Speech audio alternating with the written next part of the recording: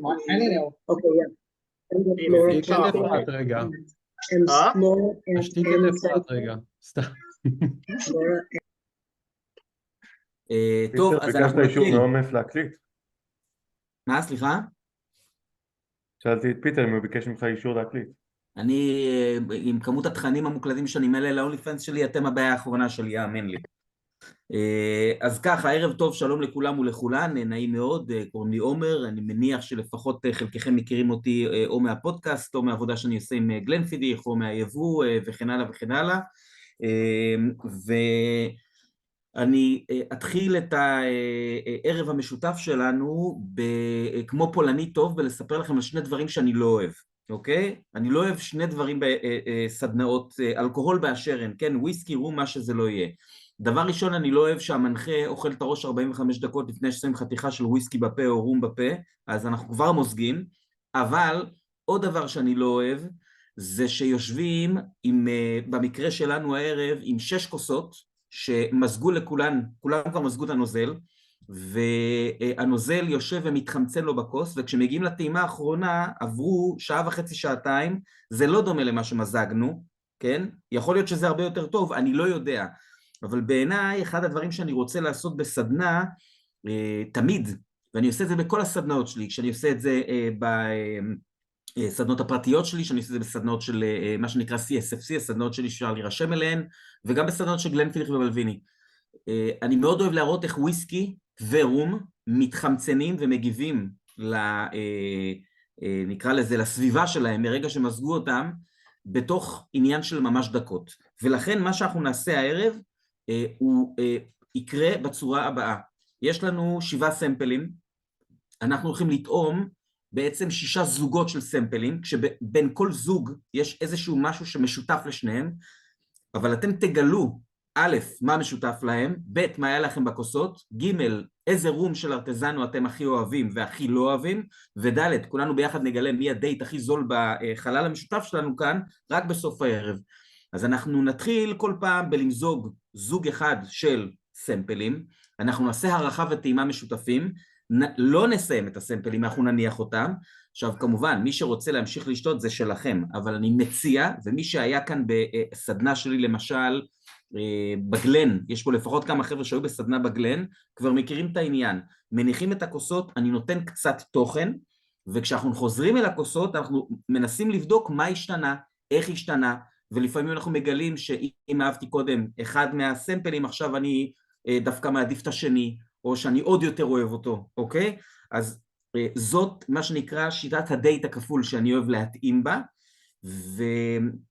והתוכן שאני אתן לכם בעצם מורכב מ3 טייקים כאלה, שהמטרה היא להכיר לכם קצת את החברה שעומדת מאחורי הברנד הזה, אחרי זה להכיר לכם את המזקקה שעומד מאחורי הברנד הזה, כי בסוף המזקקה היא מזקקה פנמית, מזקקה הכי גדולה בפנמה, ואחר כך את השילוב של שני הדברים האלה, שזה בעצם נקודת ההשקה שיש לה שם ופנים, סבסטיאן לאווינגר, שמי שהתארח אצלי בפרק, כל מי ששמע את הפרק איתו כבר יודע שהוא בן אדם מאוד מאוד חביב ונחמד, לצערי הרב הוא לא יכל להצטרף אלינו היום, כי הוא בעצמו היום עושה טעימת רום, וזהו, אם יש שאלות במהלך הטעימה, בבקשה תשאלו, אתם תראו שאני אשאל אתכם ואני אפנה לכם, ואני רוצה לשמוע מה אתם חושבים ומה אתן חושבות ומה טעים ומה לא טעים, אין פה דברים שהם כן נכונים ולא נכונים, אנחנו רק פה בשביל לעשות כיף, כן, וויסקי זה כיף, רום זה חשמל ושרי זה סנוק, אז פשוט ליהנות מהנוזל, להרגיש אותו, לחוות אותו, ובתקווה יהיה פה לפחות לכל מי שנמצא כאן רום 1 או 2 שהם ממש ממש טעימים לכם, ואולי פתח לכם איזשהו עולם חדש, ואולי לא, זה גם בסדר, אוקיי? חלק מסדנה אמור להיות פה לפחות בן אדם אחד בחלל המשותף הווירטואלי שלנו, שיסיים את הערב הזה ויגיד, תשמעו, ארטזנו זה גועל נפש, אני לא שם את זה בגוף שלי יותר בחיים. כאילו חייב להיות אחד כזה, סטטיסטית, אני מקווה שלא, אבל כנראה שיהיה מישהו כזה. אז זהו בגדול, כן, אני רואה פה שכבר יש התנדבות להיות הבן אדם הזה, בסדר גמור, קיבלת את התפקיד. אז זהו, אז מה שאני מבקש עכשיו זה אנחנו נתחיל למזוג את 2 הכוסות הראשונות, דרך אגב, קיבלתם סמפלים של 20 מיליליטר, אתם לא חייבים למזוג את כל הסמפל, אני מציע שלפחות תמזגו חצי ממנו, ואני מזכיר, לא לסיים הכל בטעימה הראשונה, אז נטעם, תניחו בצד, ונחזור אל הסמפל אחרי זה. אז בואו נבדוק את 1 ו-2, ואני כבר אומר לכם, למי שזה חשוב לו או לה או מעניין, אנחנו תואמים נוזל שהוא ללא שום פילטורים וללא צביעה. כל מה שאתם רואים זה צבע טבעי, without chill filtration, אז אתם יכולים להתייחס לצבע כאל איזשהו, נקרא לזה תמרור, אם זה משנה לכם, אם זה עוזר לכם. אני אישית, מי שמקשיב לפודקאסט יודע את זה, אני לא מתרשם מצבע, אני לא נותן לצבע להנחות את התפיסה שלי לגבי דברים, אם זה טעים לי, זה טעים לי, ואם לא, אז לא, וזהו. אז בואו נמזוג בבקשה את 1 ו-2, יכולים לעשות סיבוב קטן בכוס, שתי הכוסות, כולם אני מניח רואים שכוס מספר 1 היא קצת יותר כהה, קצת יותר אדמדמה, ומה שאני מבקש זה בתור התחלה רק להריח את הכוסות. בואו נעשה השוואה, כמו שאמרתי שהצבע הוא טבעי, אני גם שוב רוצה להזכיר, מי שלא יתחבר פה בהתחלה, הנוזל שאתם תואמים היום, אני אחרי זה אספר עליו כמובן יותר, אבל קחו בחשבון, בניגוד אתם יודעים, אני אפילו שאל שאלה, לאו נסע בגלן סדנת רום של קומפני דזינדז של סיפיל, אם מישהו מכם היה שם, אז זה למשל דוגמה מעולה למבקבק עצמאי, כל בקבוק זה מזקקה אחרת, כאן מה שאתם מקבלים, הכל מגיע מאותה מזקקה, אז אתם יכולים להתייחס לזה גם ברמה השוואתית, יש לכם שני נוזלים שיוצרו באותו מקום, ספרו לי בבקשה איזה מהם מרגיש לכם יותר מתוק, 1 או 2, מוזמנים לצאת מזום ולדבר. מיוט. 1 יותר מתוק. לי מריח 1, כן. אוקיי. אני גם מריח 1 יותר מתוק, אפילו תפוחי כזה. אוקיי. מי מריח לכם? 1 לי יותר מתוק. בננות, הוא אצל כולם 1 יותר מתוק. מה מריח לכם יותר אלכוהולי? 1 או 2? גם 1. גם 1? חד משמעית. כן? אין פה אף אחד שחושב... לא, לי מריח מרגיש יותר 2 אלכוהולי, יותר מין אלכוהול. ספיריט חריף כזה. אוקיי, הנה גם שם... אוקיי, יפה. אנחנו עכשיו נעשה את הטעימה הראשונה. הפיג'מות האלה. סליחה, לא שמעתי. אני לא יודע אם הבעיה באינטרנט אצלי או בעיה שם. לא, שאלתי את אור. כן, נראה לי דוד, נראה לי יש לך... איפה הפיג'מות? סליחה, אני מתנצל, החיבור שם לא כל כך טוב ולא הבנתי כל כך את השאלה, אם מישהו יכול להגיד לי מה נשאל שם? אפשר גם לשאול בצ'אט, אם ממש דברים קשים אפשר לשאול בצ'אט. כן, דיוויד, אתם כאילו כרגע נראה שקפאתם בזמן ואני לא כל כך מצליח לשמוע אתכם. נראה לי סתם היא אמרה שהפיג'מות של עומרי אוקיי, בסדר גמור, גם זה הערה חשובה מאוד. טוב, אז בואו נעשה את הטעימה הראשונה בבקשה, ואני מבקש שאנחנו תתייחסו לשתי השאלות ששאלתי, גם איך מרגיש לנו בפה, זאת אומרת אלכוהול ומתיקות, וגם ברמת המרקם והאפטר טייסט. בואו ניתן את מספר 1 בבקשה. וואו. שימו לב לטעמים, אפטר טייסט, מתחיל מתוק, מתייבש, מאוד. לאט לאט מתייבש על הלשון. ממש. אוקיי, אותו דבר, בואו ניתן רגע את מספר 2, תנסו להשוות עכשיו מתיקות אלכוהול, אפטר טייסט.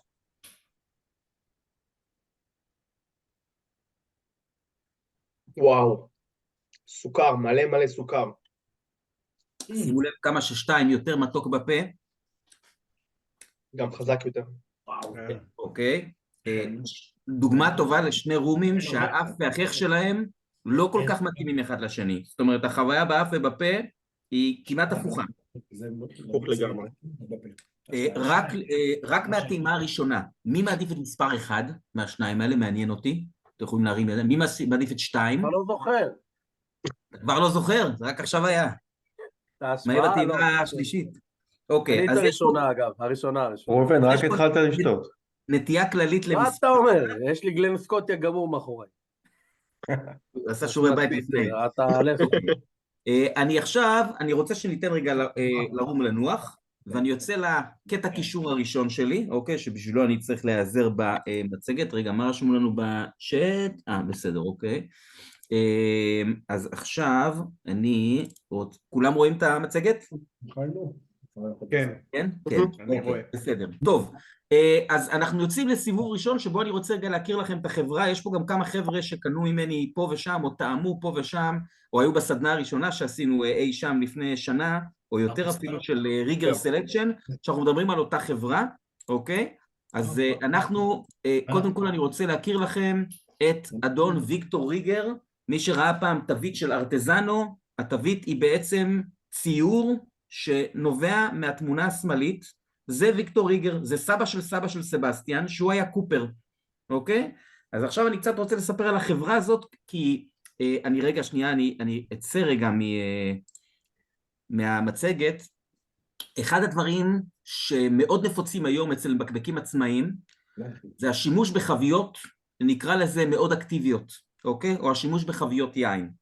ואחד הדברים שאני רוצה להראות פה, זה שהשימוש בחביות יין, גם בריגר סלקשן וגם בארטזנו, ומי שהיה בסדנה שהייתי בגלן שמע את זה כבר, השימוש הזה הוא א', לא חדש, וב', הוא ה-DNA של המשפחה הזאת, כן? והסיפור של הוויסקי מבחינתם זה חוג מקרמה, כן? זה ממש ברמת השעשוע, וגם הרום זה לא עסק כזה גדול. הם קודם כל סוחרי יין. אז זה מה שאני רוצה רגע להדגים. אז זה ויקטור ריגר, וויקטור ריגר הוא הסבא של הסבא, הוא מופיע שם על התווית, ועכשיו קצת על המשפחה. אז קודם כל, 1880, אדון ריגר היקר הוא קופר, וקופר לפחות אז ולפחות בגרמניה, היה בן אדם שמסתובב בין יקבים, מתקן חביות, אוקיי? ממש כמו שנגיד היום, כשעושים ארמניאק, זה מי ש... או היום כבר לא בבתים הגדולים, כן, אבל במקור ארמניאק הייתה עגלה עם סוס ועמוד זיקוק קטן שמסתובב בין יקבים, ונותן שירות לאנשים שנשאר להם קצת ענבים ומזקק עבורם. אז הוא היה מסתובב ומתקן חביות עבור כל מיני יקבים באזור דרום מערב גרמניה, ובאיזשהו שלב התחילו לשלם לו, במקום בכסף, התחילו לשלם לו בחביות יין מלאות. ו7 שנים אחרי, שנת 1887, ויקטור, בעצתה של אשתו, בעצם הופך להיות סוחר יין. יש לו מספיק יין ומספיק קשרים ביקבים, הוא הופך להיות סוחר יין. ובעצם פה נוסדת החברה שנקראת ויין ריגר, 1887, זה ממש מדהים שזה שנת תחילת העבודה של מזקקת גלנפידיך, איכשהו יצא של 2 שנים חשובות אצלי היסטורית, ובעצם ה-DNA של החברה הוא DNA של חברה למסחר ביין. הם יבואנים של יין ומפיצים של יין של יקבים מאוד טובים בגרמניה ולגרמניה, אוקיי? מי שמכיר פורט כשר שנקרא קינטה קוודו, שיש בארץ, אז קינטה קוודו הם היבואנים שלו לגרמניה למשל, ועוד יקבים בספרד, בפורטוגל ובאיטליה, ועכשיו אנחנו עושים fast forward, אני נוגע רגע בהשקה של הנושא של הוויסקי.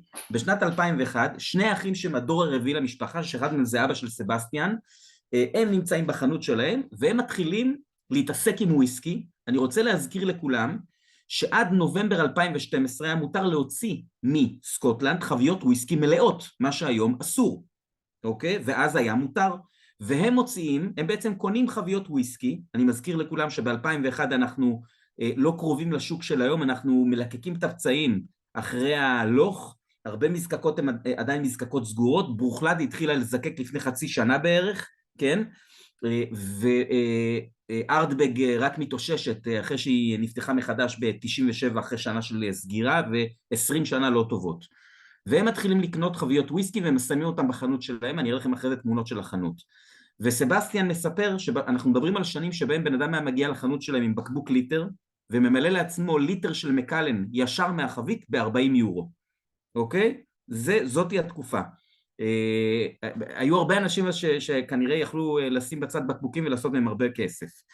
והם בעצם מכירים לקוח שוויצרי שיש לו חנות וויסקי בציריך, שכל פעם נוסע אליהם וממלא בקבוקים כדי למכור בחנות שלו. נקרא וויסקי הוד, עד היום הוא לקוח שלהם, ובעצם הם מתחילים לבקבק עם לייבל במיוחד בשבילו, ובשנת 2005 הם מתחילים להיות מבקבק עצמאי של וויסקי, אוקיי?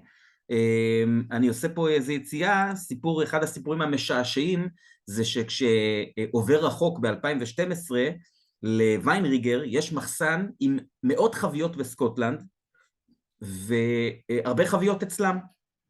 ופתאום הם מקבלים חשבונית על אחסון לשנת 2013, ומה שעלה להם שנה של אחסון ב-2012, ב-2013 הולך לעלות חודש. אז הם מוציאים חביות מגרמניה לסקוטלנד, יש להם היום כמעט 100 חביות במחסן שאתם אחרי זה תראו, של חביות וויסקי, שאסור לקרוא להם סינגל מלט סקוטש, מותר לקרוא להם סינגל מלט, כן? אני טעמתי שם לפרויג בן 27 ישר מהחבית, לפרויג 1996, שיושב ומתיישן בגרמניה, דרך אגב זה לא אקלים רע, אוקיי? אז הם בעצם הופכים להיות מבקבק עצמאי, ועכשיו אנחנו עושים את ההשקה לנושא של הרום. סבסטיאן לאווינגר, שהוא דור חמישי למשפחה, והוא בעצם חובב וויסקי גדול, וחובב יין גדול ויינן בהכשרתו, אז הוא בחופשה בפנמה, והוא, שהוא כבר הרבה שנים אוהב רום, הוא מתאהב ברום של פנמה, גם במדינה וגם ברום.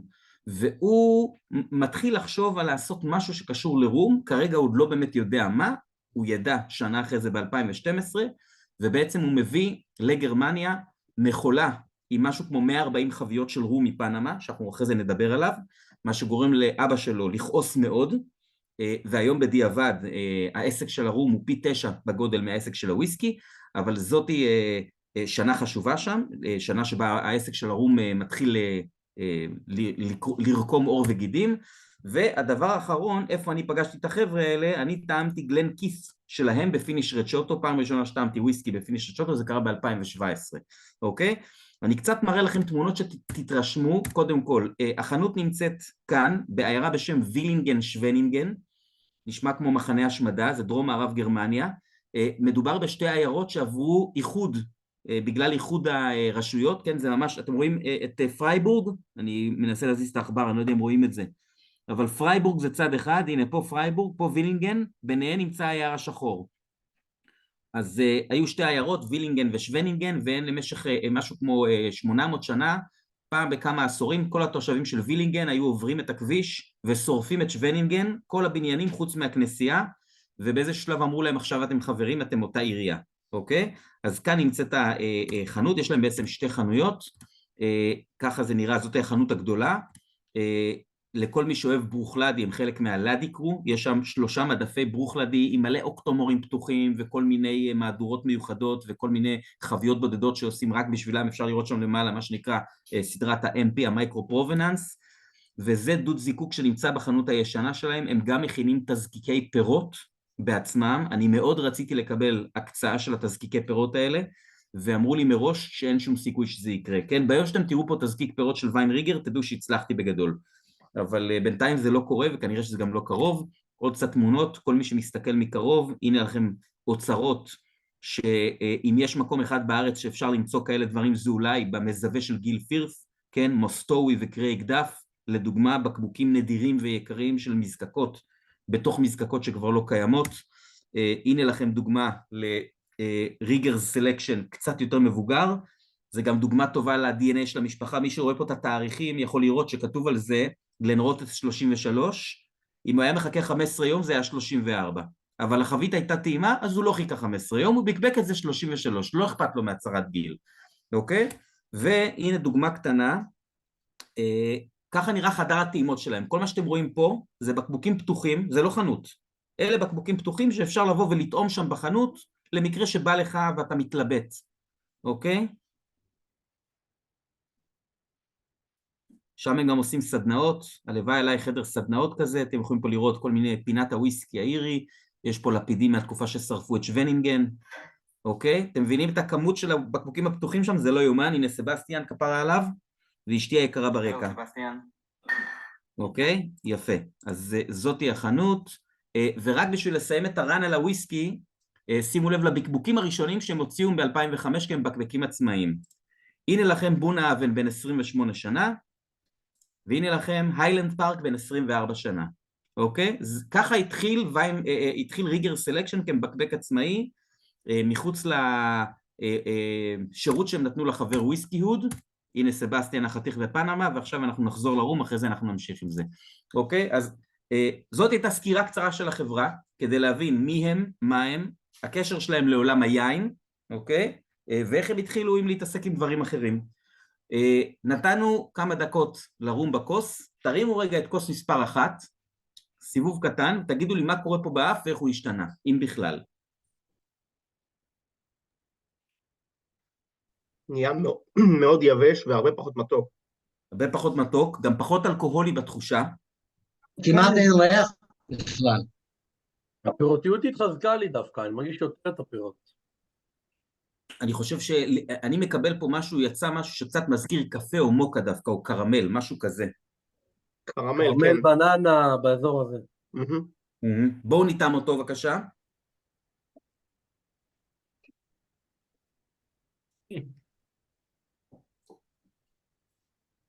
ניתן לו קצת חמיצות, מקבלים את זה בצדדים של הלשון.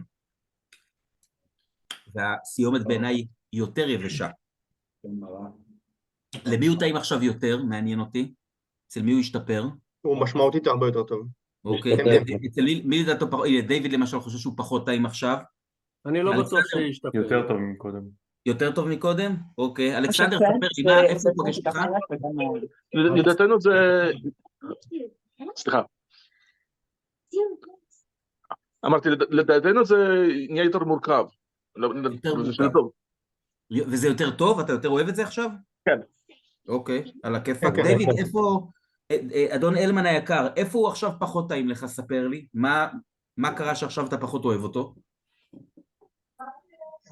בשבילי הוא נהיה יותר שטוח ופחות ריחני, הוא... כן, נהיה סתמי כזה.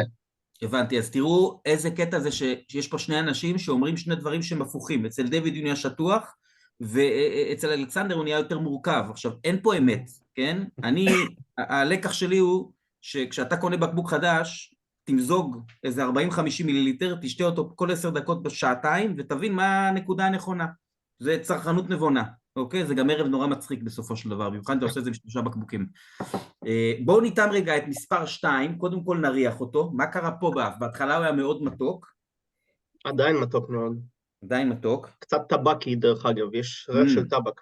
אוקיי. אני דווקא הראשון היה לי הרבה טבק. יותר מרגיש בטעם, אני בריח.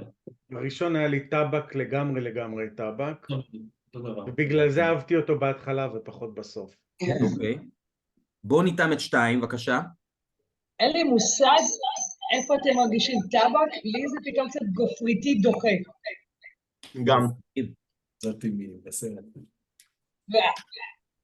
הוא כמה מחוספס הוא נהיה על כן, הלשון. הוא נהיה הרבה יותר מוזר. טוב, שומעים אותנו. מי מעדיף עכשיו מהשניים האלה את מספר 1? עדיין. אוקיי, אצל מי מספר 2 הוא המועדף? אוקיי, מי שינה את דעתו או את דעתה אחרי שעשינו את ההמתנה? יש מישהו כזה שאהב קודם א' ואז עבר... כן, מקס ספר לי. 1. השני כן, בדיוק כמו שציין שם, הוא נראה מוזר, יחסית מוזר. לפני זה באמת היה מתוק טעים, נגדיר את זה ככה. אז רגע, אתה קודם אהבת את מה ועכשיו אתה אוהב את מה? לפני כן אהבתי את 2, עכשיו יותר אהבתי את 1. אוקיי, מגניב. מישהו שינה את דעתו? זה מאוד מעניין אותי. כן, ספר לי.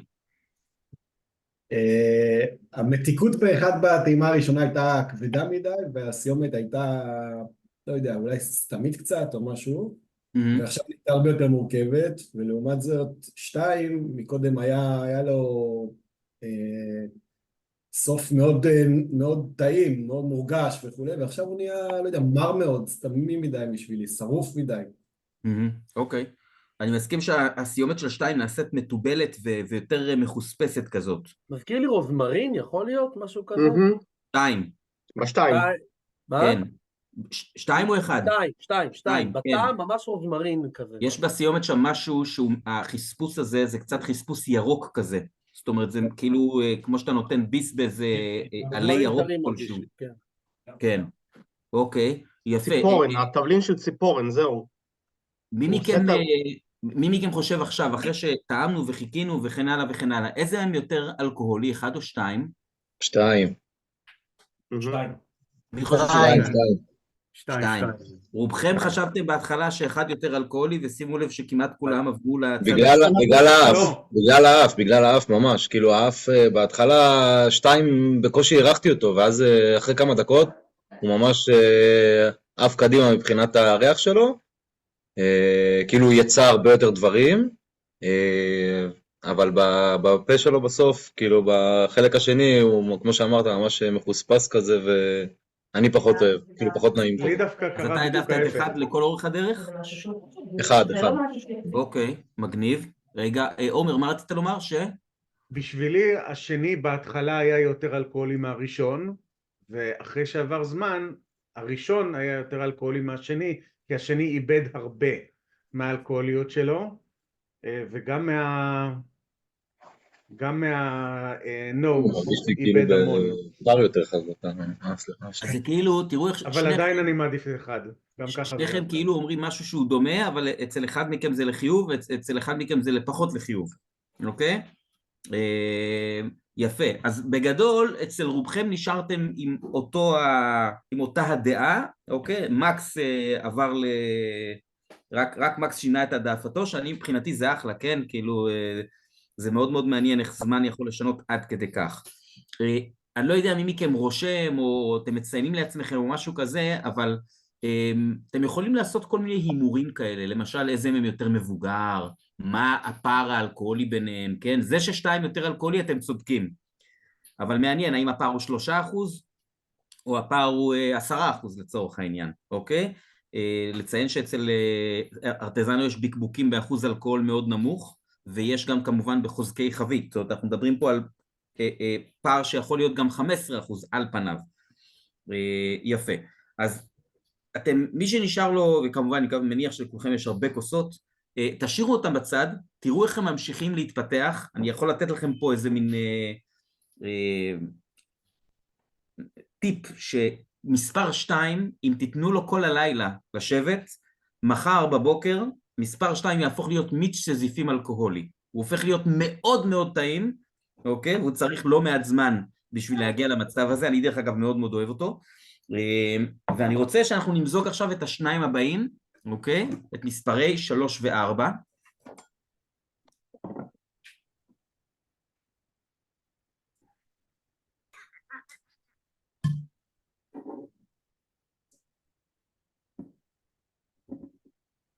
מי שיכול לנחש מה היה הנושא של טעימה מספר 1? מה משותף להם?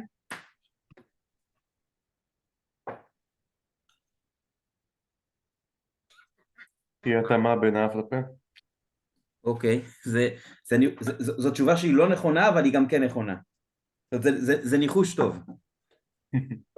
שניהם רום. מה, סליחה? שניהם רום. זה מאוד נכון, אתה צודק. שדרך אגב, בסדנת רום זה מאוד מאוד מפתיע שזה קורה. אוקיי, שימו לב פה לצבע, איפה כאן הצבע הוא יותר אדמוני או יותר כהה? 4. 1 או 2?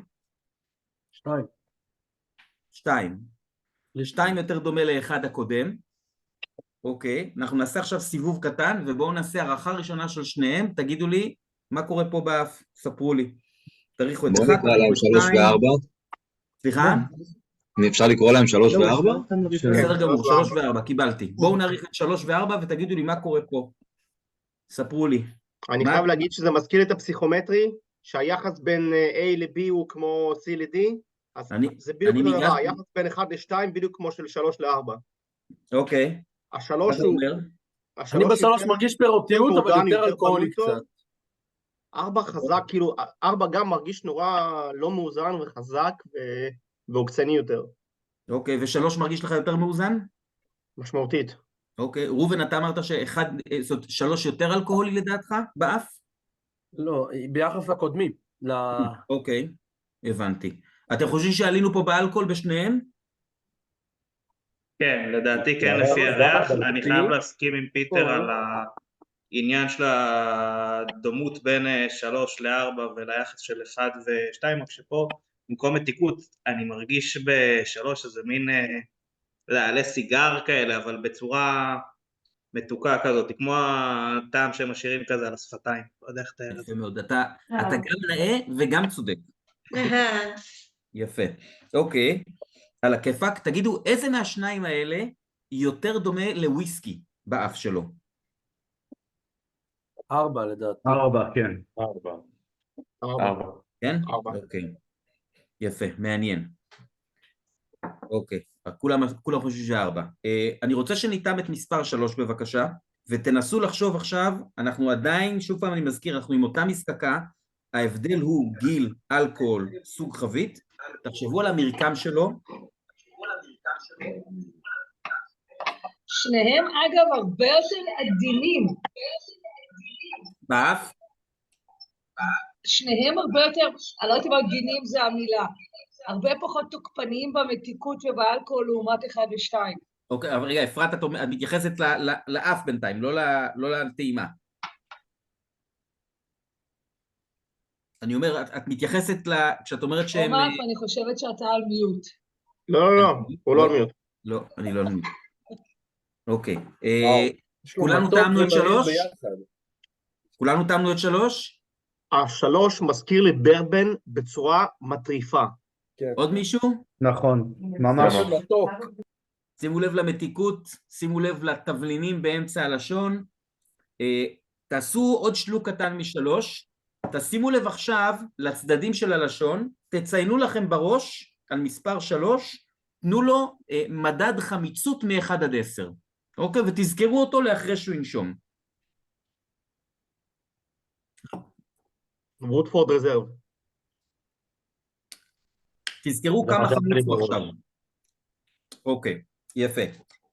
מספר 4, שהרבה מכם אמרתם שהוא יותר דומה לוויסקי, אבל שהוא לא מאוזן, ונאמר פה עלה של סיגר או משהו כזה. בואו ניתם אותו בבקשה.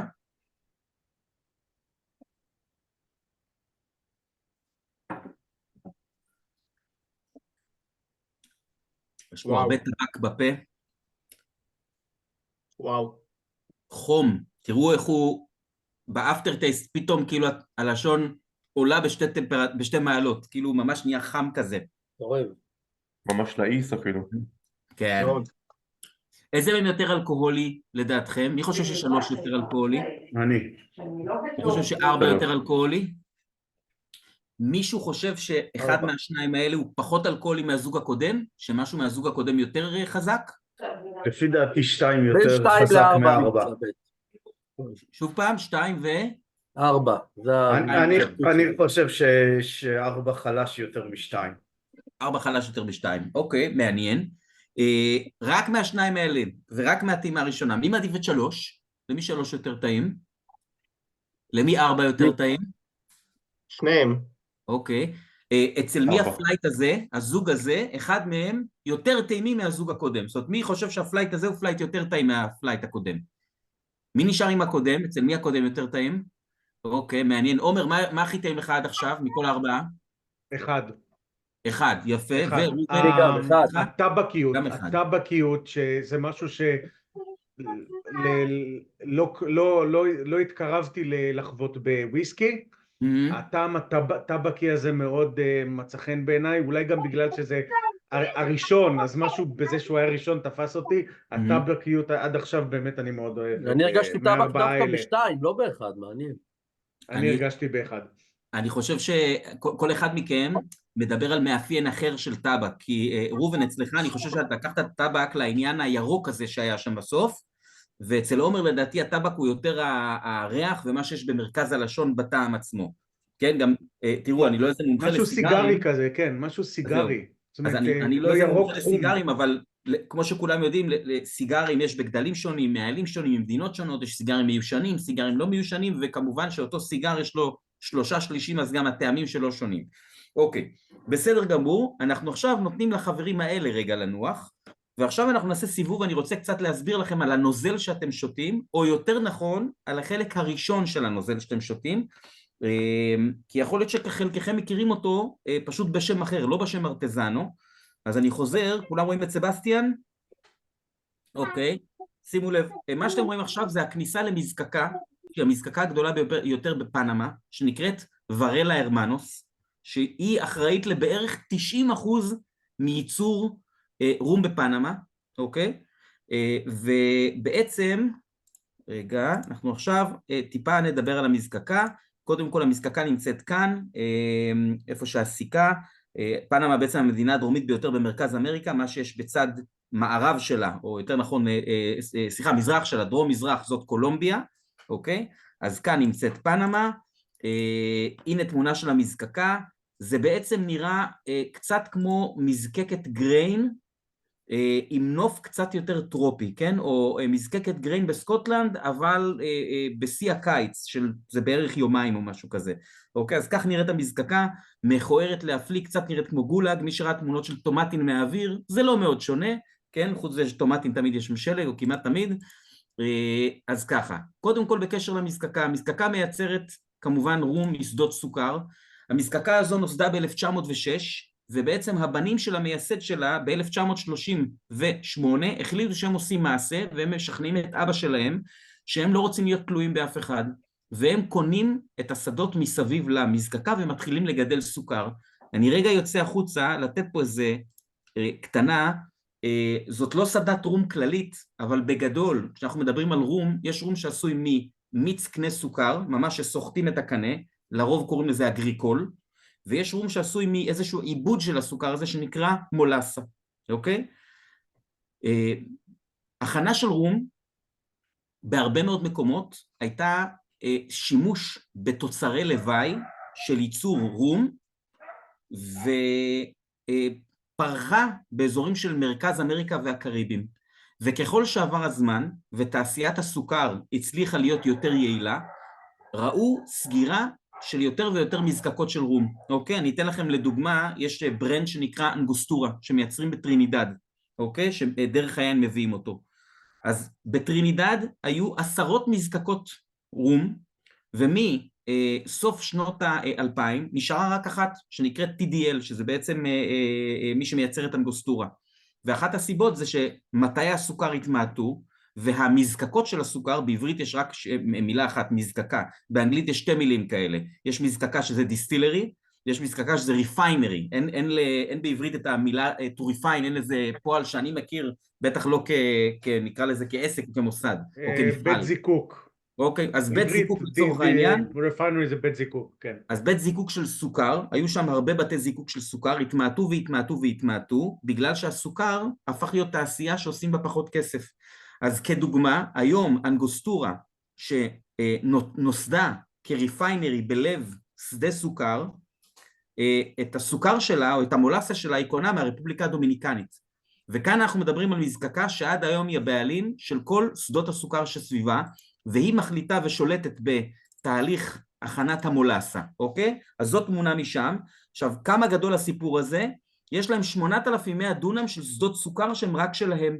אוקיי? והם מייצרים מהשדות סוכר, מהקנה סוכר האלה מולאסה, מולאסה בשלוש דרגות, יש דרגות של מולאסה שזה קשור לכהות שלה ולטעמים שלה, אז הם בעיקר עובדים מולאסה שנקראת בלקסטרפ, שזאת מולאסה מאוד מאוד כהה, והכנת הרום, אני מראה לכם פה בבולטין, זה קצת דומה להכנה של גריין וויסקי, אוקיי? בקלציף שלה זה? סליחה? לא שמעתי אם הייתה שאלה. אוקיי. אז ככה, קודם כל, הרום הוא מבוסס מולאסה, מה שנקרא סגנון ספרדי. שימו לב שהתסיסה נעשית במכל פתוח ובנתון שהוא קצת מוזר, זאת אומרת, כל מי שמכיר תסיסה נגיד בוויסקי, היום אין כזה דבר תסיסה בין 36 ל-48 שעות. כל מזקקה יודעת בדיוק מה אורך התסיסה שלה, ואם היא משנה אותו, הם גם טורחים להגיד את זה, אוקיי? התסיסה שלנו כאן היא תלויה במזג אוויר. והעונה שהיא מינואר עד ספטמבר התסיסה יכולה להשתנות. הזיקוק הוא זיקוק רציף, יש 2 עמודי זיקוק. עכשיו שימו לב לנתון מעניין, מישהו יודע במקרה מה החוזק הניו מייק של גריין וויסקי בסקוטלנד? מכירים את הנתון? כשעושים גריין וויסקי בסקוטלנד מותר להגיע לכמה, ולרוב מגיעים עד? 90 דרך, לא? התשובה היא 94.5. אוקיי? עכשיו כאן החוזק של הניו-מייק שיוצא מעמודי הזיקוק הוא 78%. למה הדבר הזה חשוב? כי ברגע שאני עושה ניו-מייק ב-94.5%, אני מייצר ניו-מייק שהוא ממש ממש ממש נקי וטהור. אוקיי? לאיזה משקה זה טוב לי את נקי והטהור הזה? לוודקה. לעומת זאת, איפה יש הגבלה על האחוז של הניו-מייק שאני יכול להגיע אליו בזיקוק רציף, באיזה שוק וויסקי, או מדינת וויסקי יותר נכון? בארצות הברית.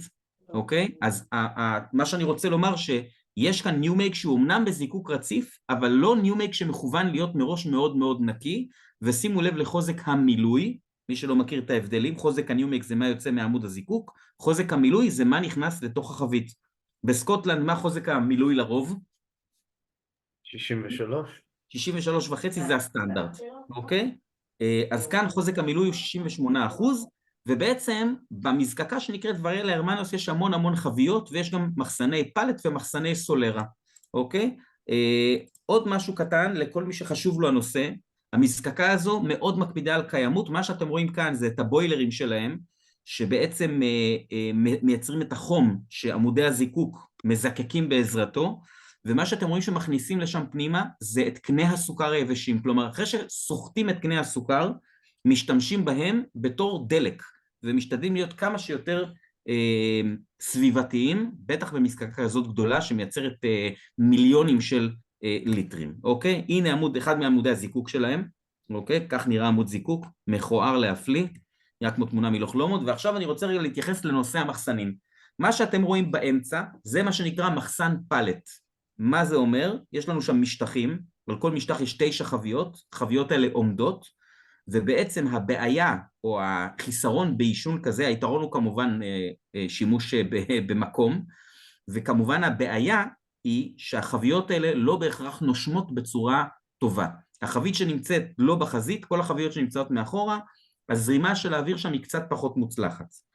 מה שאתם רואים בצד שמאל, זה קודם כל כמובן את סבסטיאן, ואתם רואים פה מחסן סולרה. אוקיי? סולרה שזו שיטה שאנחנו מכירים קודם כל מעולם השרי כמובן. יש לכם פה קריאדרות, שורות של חביות, שמיישנים בהן רום, וכל פעם אפשר לשאוב מהקריאדרה התחתונה לבקבק, וכל פעם השורה שמעל מורידה למטה. אם אתם תסתכלו, למשל, אני נותן פה בכוונה ברנדים של רום, שמוכרים ויש להם הרבה שנים, כן?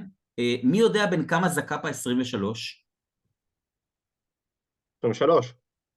6. זקפה 23, כתוב עליו סיסטמה סולרה, אותו דבר, עוד ברנד של רום שמיוצר בדיוק באותה מזקקה, ומבוקבק בשם אחר שנקרא בוטרן, בוטרן 15 ובוטרן 18, גם עליהם כתוב סיסטמה סולרה, זה אומר שיש שם גיל ממוצע, ויש שם גיל מינימלי, ויש שם גם נוזל שהוא מאוד מאוד מבוגר, אוקיי? מכירים נגיד בפורט, כן? שאתם שותים פורט בין 40, פורט טאוני שכתוב עליו 40 שנה, מה הנוזל הכי צעיר שם? התשובה היא שאתם לא יכולים לדעת אם לא תשאלו את מי שעשה אותו, כי בפורט ההצהרה של הגיל היא גיל ממוצע.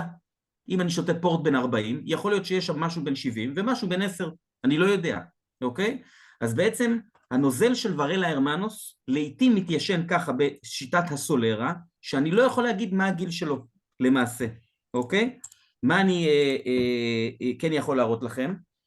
הברנדים שמיוצרים, הברנד הרשמי של המזקקה הזו נקרא רון אבואלו, הוא מאוד מאוד נפוץ, אוקיי? רון אבואלו, אבואלו זה אם אני זוכר נכון סבא, בספרדית, אוקיי? אז אבואלו זה הברנד הנפוץ ביותר והברנד הרשמי של וריאלה הרמנוס, זה ברנד מאוד מאוד חזק בפנמה, ודי מוכר באופן כללי בעולם. שימו לב, כתוב לכם למשל בצד ימין למטה 2 Oaks, אוקיי? חביות ברבן ושרי, יש להם מהדורה בפיניש קוניאק, הם עובדים עם המון המון המון סוגים של חביות. אני מדגיש את זה בגלל שהרום שסבסטיאן קונה משם הוא משהו אחר לחלוטין, אוקיי? אז זאת היכרות עם הברנד עצמו, ותכף אנחנו נגיע לארטזנו ואנחנו נבין מה ההבדל בין מה שהארטזנו עושה לבין מה שאמרתי עכשיו. אני מניח שלפחות חלק מכם הפתעתי אתכם על הנושא הזה של הגיל של הרום. קחו את זה בחשבון שעולם הרום, כמובן שיש כאלה שמאוד מאוד כפדניים, כן? אם אתם רואים גיל על בקבוק של פורסקוויר או של המפדן, אז תדעו שזה הגיל, אוקיי? אבל אם אתם רואים שכתוב סיסטמה סולרה, קחו בחשבון שיש שם מישהו שעשה בגדול כנראה מה שהוא רוצה, אוקיי? דרך אגב, אחד הדברים שקורים גם בזקפה, במיוחד מאז שדיאג'ו קנו אותם, וגם למשל באבואלו, זה שמוסיפים סוכר. עכשיו, זאת נקודה שלפעמים מי שלא מבין ברום מתבלבל. כמובן שרום מיוצר מסוכר, כן? מקנה סוכר, אבל מה קורה אחרי תהליך התסיסה והזיקוק לסוכר? אין סוכר, חומרים אכלו אותו, אוקיי? כי לצורך העניין זה כמו שאני אגיד לכם, גם וויסקי מיוצר מסוכר, אבל הסוכר הזה הגיע מאיפה? שעורה, חיטה, תירס, שיפון או שיבולת שועל, אם אנחנו אירים ואנחנו מוזרים, אוקיי? אבל בעולם או אורז, אם אנחנו יפנים ואנחנו יותר מוזרים. כן, אם אנחנו יפנים ואנחנו גם מערבבים את זה עם הוויסקי שלנו, כן? יש להזכיר את כלל האצבע הידוע, ככל שעל הוויסקי היפני שלך יש יותר חרבות וקליגרפיה, ככה הוא עם יותר אורז והוא פחות יפני, ויש שם גם מרכיבים סקוטים כנראה. אז כאן יש לנו אפשרות להוסיף סוכר, כמו שמטבלים לצורך העניין ליקר, אוקיי? אז זה המוצר הרשמי של ורלה הרמנוס, אתם תואמים אותו בצורה אחרת, אוקיי? אנחנו אחרי זה נעשה את ההיתוך ביניהם. בואו ניקח את כוס מספר 1, חיכינו קצת, סיבוב קטן בכוס, ספרו לי מה קורה פה עכשיו. הרבה מכם אמרתם שהוא קצת מזכיר ברבן. האם הוא עדיין מזכיר ברבן? לחלוטין. וואי, ממש. לגמרי. לגמרי ברבן. זה וודפורד רזרב, אני אומר לכם. דרך אגב, יש לי מוניטין של אחד שמטריל בטעימות, כן? פעם אחת שמתי מנקי שולדר בסדנת בלוויני, עד היום הם מזכירים לי את זה, אז אני אומר לכם, אין פה וודפורד רזרב, אבל מבחינתי זאת מחמאה גדולה, כן? כי וודפורד רזרב זה ברבן שאני חושב שהוא מאוד מאוד טעים, קודם אמרתם נוב קריק, גם כן, אוקיי? ממש אף ברבני, עצי, בואו ניתם אותו, אני מזכיר לכם שביקשתי שתיתנו לו דירוג חמיצות, עכשיו תתאמו אותו, שימו אותו בצדדים של הלשון ותראו האם השתנתה החמיצות. וואו. ממש. תראו מה זה, כאילו סחטו לכם ליין פנימה. חמוץ, חמוץ, חמוץ, חמוץ. מתוק באף, חמוץ בפה. הוא כל כך חמוץ שלא מרגישים כמעט את המתיקות, ותראו איזה אפטר יש לו. כשהחמיצות יורדת, זה ממש אפטר של ברבן טוב. למי הוא יותר טעים עכשיו? למי הוא פחות טעים עכשיו? אתם לא אוהבים חמוץ. אני מאוד אוהב. אוקיי. לא בטוח שאפשר להגדיר את החמיצות הזאת במשהו חיובי ביותר. לא הבנתי, עוד פעם? לא נראה לי שהחמיצות המוגזמת הזאת אפשר להגדיר כמשהו חיובי. תשמע, אם טעמת קולילה לא מעושן, יש לו גם כן חמיצות כזאת. קולילה לא מעושנים זה לדעתי הוויסקי החמוץ ביותר בסקוטלנד, גם כן ממש חמוץ, אבל זאת בהחלט סטייה, אני יודע שאני מוזר בזה, אני מאוד מאוד... אני צריכה כנראה להפסיק לאכול לימונים, כי זה לא כזה חמוץ. ביחס לעצמו. כן. השינוי. פשוט נהיה טעים יותר. בואו ניקח את 2, סיבוב קטן בכוס, מה קורה עם 2 שקודם הרגיש לכם מאוד מאוד פרוע ולא מאוזן באף? מה קורה פה עכשיו באף? וואי, נהדר. קומפוטי. מה שישי קורא לו קומפוטי זה זה. הוא מאוד נרגע, קודם כל. נהדר, נהדר, צימוקים ושוקולד. כן, מי שלא טעם, בואו תתאמו. צימוקים ושוקולד קולע לי בול. ממש מוצלח. ממש ממש טוב. נהדר, נהדר. שימו לב שגם פה, כמו ב2, נהיה באפטר משהו מחוספס שיושב באמצע הלשון, אבל לא עד כדי כך מחוספס. יפה. וגם הוא קיבל טיפה לטבק. יחד עם הצימוקים והשוקולד, קיבל אקסטרה טבק, אחרי שעברו כמה דקות, ממש נהדר. אוקיי, שתפו אותי בעוד, מה אתם מרגישים? בין 1 ל-2, בין 3 ל-4? 2 נהיה יותר ברבני לדעתי, ה4 הזה, אבל הוא השתפר עם הזמן. לגמרי השתפר. אוקיי, מה עוד? ספרו לי, אני רוצה לשמוע, מה אתם מרגישים? אני מרגיש ש4, עוד יותר חשבתי שהוא פחות חזק מ2, ואני חושב אפילו עוד יותר. או שזה פשוט הכוס הרביעית, אבל הוא מרגיש לי הרבה פחות חזק. דברי אמא שלך, זה הסיפור. בינתיים 1 ו4 פנטסטי. אוקיי, אני לא רוצה להרוס לך, אבל אחד מהם אין סיכוי כבר להביא אותו. אוקיי? סתם שתדע. פיטר לקח את הבקבוק האחרון. ייי. כן. כאילו פיטר לקח לטעימה, לא לעצמו. שאף אחד לא יגיע לבית עם לפידים. איזה מהם האחרון? 4. 4 האחרון? די.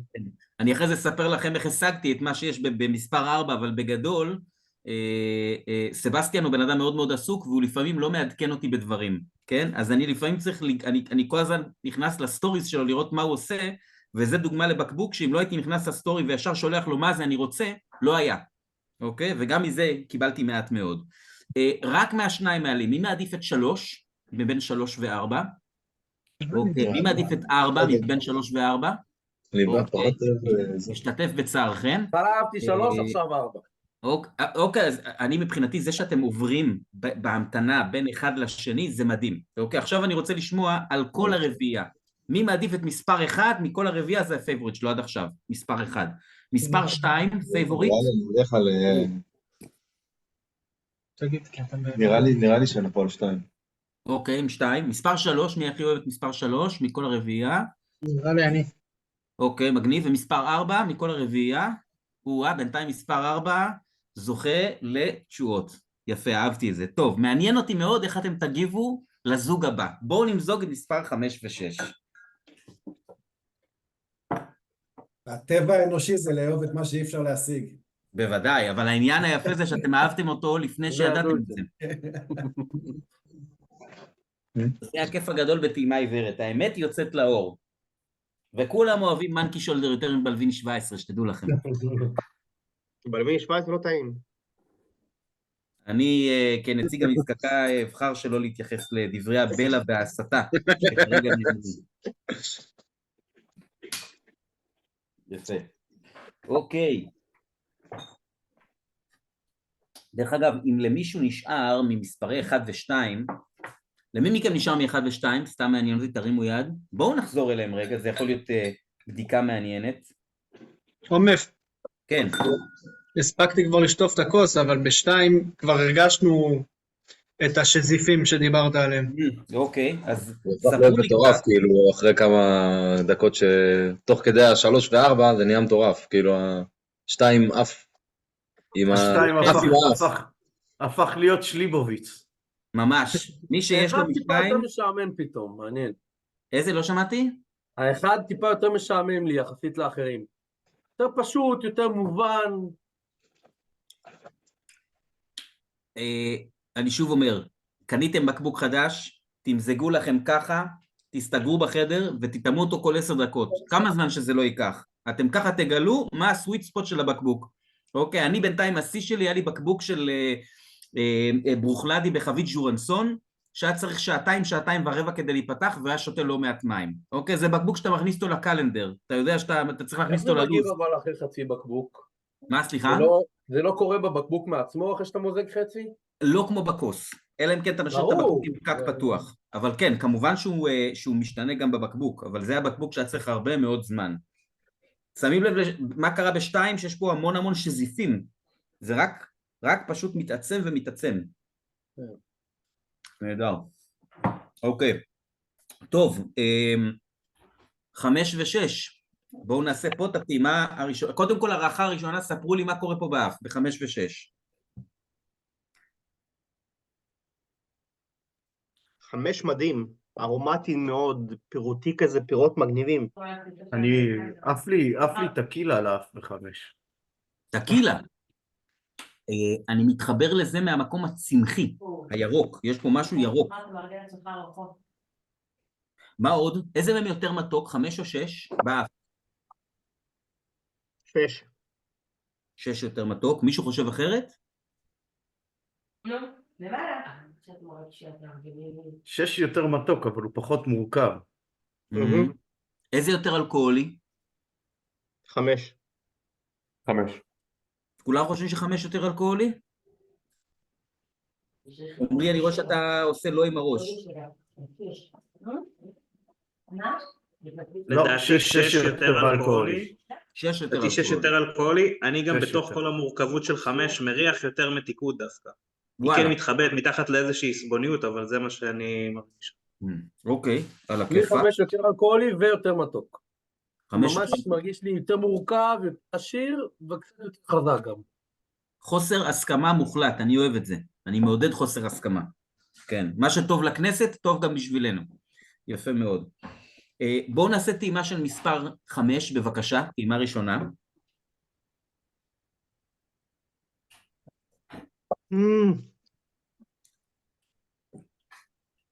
הכי טעים בינתיים, מכל הסדרה. פיטר, אין על התגובות שלך, אבל חבל על הזמן, אני נהנה מכל רגע. תקשיב, אני לא מבין ברום בכלל. פחות או יותר, אני חושב שזה רום שלישי או רביעי מבחינת המותג שאני טועם, תקשיב, זה עושה רושם טוב. מה, בקרדי אף פעם לא שתית? לא, בקרדי יש גם ברבני כזה מעניין. מריר קצת, אבל מאוד מזכיר ברבן. הוא נתפס על הלשון, יש פה משהו מתחיל מתוק ונהיה יבש. בואו ניתן את מספר 2 בבקשה, כלומר מספר 6. אבל הוא פלט בסוף. בסדר, אם יותר נוח 1 ו2 אני יכול זה, כן? לא, זה טוב, אימון טוב. אצטוני. וואו. השש מאוד מאוד אצטוני. כן, חזק. קשה. חזק. מה אמרתי קודם, שהשש חזק יותר? כבר לא זוכר. אני חושב שרובכם חשבתם הצבעתי על 5 5 הוא חזק יותר, וזה היה טעות. לא, אז אני אמרתי 6, הרוב אמרו 5. טוב, יש הקלטה, פיטר, תבדוק אחרי זה. טוב, לפני שאנחנו ממשיכים רגע הלאה, ספרו לי מה אתם חושבים על השניים האלה, 5 ו6, יש פה גם חבר'ה שקצת פחות דיברו, אני לא פונה אליכם, אבל מוזמנים לשתף. יאיר, אדון סאם דניאל, מוזמן להגיד מה אתה חושב, בבקשה, ספרו לי. אלעד, בקושי דיברת, מה קורה? אלכסנדר, אתה נראה כאילו אתה פרויקט המכשפה מבלר, גרסת הרום והנהנתנות. אני מאוד נהניתי מ5, 6 באמת, כמו שפיטר אמר, קצת מרגיש יותר אצטוני או כזה פיריטי יותר, 5 מרגיש יותר מאוזן כזה, גם מבחינת המתיקות וגם מבחינת האלכוהול. אוקיי. מה עוד? ספרו לי עוד. אני חייב לחלוק פה על הרבה אחרים ולהגיד שבעיניי שניהם מזעזעים במידה שווה. נהדר, יופי. מישהו יכול אולי לעזור לי לזהות את הפרי ש5 דומה לו? משהו, יש לי טעם, משהו אקזוטי כזה, עולה לי אננס, אבל זה לא אננס, זה משהו אחר. גויאבה? זה משהו דומה לאננס, אבל לא אננס, אני לא יודע, ממש קשה לי לשים את האצבע. טעם של פפאיה, אם יצא לך לטעום פפאיה, לדעתי פפאיה לגמרי. אולי. לא פפאיה אדומה של ט"ו בשבט, פפאיה אמיתיה. זה סוכר, זה לא פפאיה. כן, פפאיה אמיתית, זה כאילו, זה ממש ממש מזכיר את ה... אולי באמת, משהו בין פפאיה לקרמבולה, הייתי אומר. לא, קרמבולה לא, קרמבולה זה לורנס. לא, יש לו קצת. תעזור כי זה בשמות. כן, אנחנו תכף מערבים את מכון וולקני, שימציא את הפרי המתאים. חברים וחברות, חבר'ה, אתם צריכים לנסוע לדרום אמריקה, זה לא פפאיה וזה לא קרמבולה. אז ספרי לנו אפרת, מה אנחנו מפספסים? מה הפרי? אני לא יודעת, אני תקועה על הטיפת גופרית שיש שם, ולי שורפת כל דבר אחר. את לא אוהבת גופרית? ברגע שיש משהו שקצת מזכיר גופרית, לי באותו רגע לא משנה מה יש בכוס, זה די נמחק. ובשניהם את מרגישה? אנטגוניזם מטורף לביצה הסרוכה. אוקיי. אנחנו מאוד הפוכים בדבר הזה, אני חזיר. אנחנו לא מרגישים בזה. על איזה היא דיברה? אפרת, על מה דיברת? 5. על מה? על איזה... 5, אני מרגיש את זה, במיוחד בריח שעולה לי אחרי, הוא מאוד מאוד גופריטי, כן. אתם עכשיו תגלו למה יש גם פה, ובאופן כללי, בוויסקי של ריגר סלקשן, למה יש כל כך הרבה גופרית? הרבה יותר גופרית מכל מבקבק עצמאי אחר. אוקיי? לפני, כן? לא, אבל לא רק החבית יין, מה קורה לחבית יין, אוקיי? כי פה זאת נקודה... הוא בחר את המיקום האחרון. רק לפני שאני עובר הלאה, כרגע, מי מעדיף את מספר 5 מהשניים האלה? מי מעדיף את 6? בסדר. עכשיו תגיד מי הצביע ל6. טוב, נראה לי שזה די קל במקרה הזה, כי 6 היה כל כך נוראי. אז... האמת שבאמת שניהם היו פחות טובים מאשר. רגע, סליחה, לא שיתפתי את הדבר הנכון, רגע, אוקיי, טוב. אנחנו עכשיו רגע עוברים לטייק השלישי והאחרון, שבו אני מסביר לכם מה בעצם קורה בין הרגע, בין הרגע הזה, שבו יש לנו רום שהתיישן בכל מיני חביות, והוסיפו לו סוכר, ואני לא יודע לסמוך על הגיל שלו בהכרח, לפעמים כן ולפעמים לא, בגלל שהוא התיישן בסיסטמה סולרה, אוקיי? לבין הדבר שנקרא ארטזנו. אז מה זה בעצם ארטזנו? מה שהופך את ורלה הרמנוס לארטזנו, זה מה שאני קורא לו השלב השני. והשלב השני עובד בצורה הבאה. אחרי יישון ראשוני בפנמה, בין 7 ל-20 שנה בחביות ברבן, החביות עוברות לגרמניה. ליישון שני. עכשיו שימו לב, כשאני אומר 7 עד 20 שנים, כל אחד מהנוזלים שאתם טעמתם, התיישן בחבית אקס ברבן, למעשה חבית אקס ג'ק דניאלס, למשך בין 7 ל-20 שנה, ויצא מהמזקקה בפנמה כשהוא מלא. אוקיי? החביות מגיעות לגרמניה, למחסן של ריגר סלקשן, וברגע שהן מגיעות, סבסטיאן תואם את כל החביות, כשאני אומר כל החביות, הוא מקבל בבץ' אחד בין 70 ל-140 חביות. הוא תואם את כולן, שזה יום מאוד קשה ומאוד מענה, ובכל אחת מהחביות הוא מאבחן מה הדבר הנכון בשבילה, לאיזה פיניש הוא מעביר אותה, אוקיי? החביות אחרי היישון השני מבוקבקות ברוב המקרים כחביות בודדות, היום יש לנו רק חביות בודדות, ללא תוספת סוכר, ללא צבע, ללא פילטריישן, אבל חלק מהמקרים חוזק חבית וחלק מהמקרים לא. אני כבר עכשיו אומר לכם שמכל מה שאנחנו תואמים היום, יש אחד בלבד שהוא לא בחוזק החבית. יכול להיות שאתם כבר יכולים לנחש שזה. הייתי מנחש את כמה הראשון, מהחביות הוא התאזן לי החדשות מאוד. שמבקבק זה PX? מעט מאוד, וגם... וזה הגופרית? לא, הגופרית זה מהרבה דברים אחרים, אני עכשיו אסביר, אוקיי? עומף, שאלה. כן. מה הסטנדרט, אם יש בכלל, של חביות, של החביות שבהן מיישנים רום? הסטנדרט ברום הוא ברוב המקרים חביות אקס ברבן, אוקיי? כמו שבסקוטלנד, נכון לרגע זה בסקוטלנד יש בערך 22 מיליון חביות וויסקי שמתיישנות, זה בערך משהו כמו 4 חביות לאדם שחי שם, ומשהו כמו 95, 6, 7, תלוי את מי שואלים, אחוז מהחביות האלה הן חביות אקס ברבן. כולם מכירים את החוק של 1935 בארצות הברית, יודעים על מה אני מדבר? כן, לא? לא. לא, 1933 נגמרת תקופת היובש, ארצות הברית חוזרת לייצר וויסקי, 1935 איגוד הקופרים, איגוד החבטנים האמריקאי, מצליח לעשות בעזרת לובינג חוק, שאומר שוויסקי אמריקאי מיושן בחבית חדשה בלבד, דואגים לעצמם לעבודה לכל החיים. מהרגע הזה, תעשיית הוויסקי הסקוטי מתחילה לקבל חביות אקס ברבן בזול. Fast forward, אוקיי? משהו כמו 60-70 שנה אחרי, והרבה מאוד זקנות בריטיות עם שיער כחול שהלכו בדרך ונאספו לאבותיהן, תעשיית השרי לאט לאט מתכווצת, מי שלא מכיר תעשיית השרי רק בשנה שעברה, זאת אומרת כבר לפני שנתיים, 2022 תעשיית השרי התכווצה ב10%. ההצדקה של תעשיית השרי היום זה למכור חביות לתעשיית הוויסקי הסקוטית ובכלל, אוקיי? אז היום תעשיית הוויסקי, תעשיית הרום, דרך אגב גם תעשיית הטקילה, רוב הטקילות, רפוסדו ואנייחו, מתיישנות בחביות אקס ברבן. והיום אנחנו כבר נמצאים במצב הפוך, שבו אין מספיק חביות גם בארצות הברית, והם שוקלים לשנות את החוק, שאפשר להשתמש בחבית פעם שנייה. כי היום מזקקה חדשה שנפתחת בארצות הברית, בארצות הברית יש היום כמעט 900 מזקקות ברבן, לא מצליחה להשיג חוזה עם קופרג' כדי לקנות לעצמה חביות, הם לא עומדים בקצב. אוקיי? אז הסטנדרט לשאלתך הוא חביות אקס ברבן, באופן כללי, לא רק פה, לא רק ברום, אוקיי?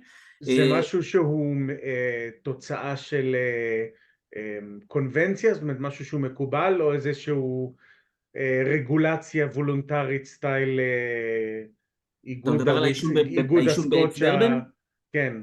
זה פשוט בגלל של החביות שיש הכי הרבה מהן. תחשוב שתעשייה אמריקאית, יש לך נגיד 870 מזקקות, שחייבות ליישן בחבית חדשה, ורוב הוויסקי שם, כמו שבסקוטלנד, רוב הוויסקי הוא בלנד שמבוקבק בגיל של נגיד בממוצע 5, אז רוב הברבן מבוקבק בגיל ממוצע של 3. הם פשוט פולטים כמויות של חביות. אני מבין, כן.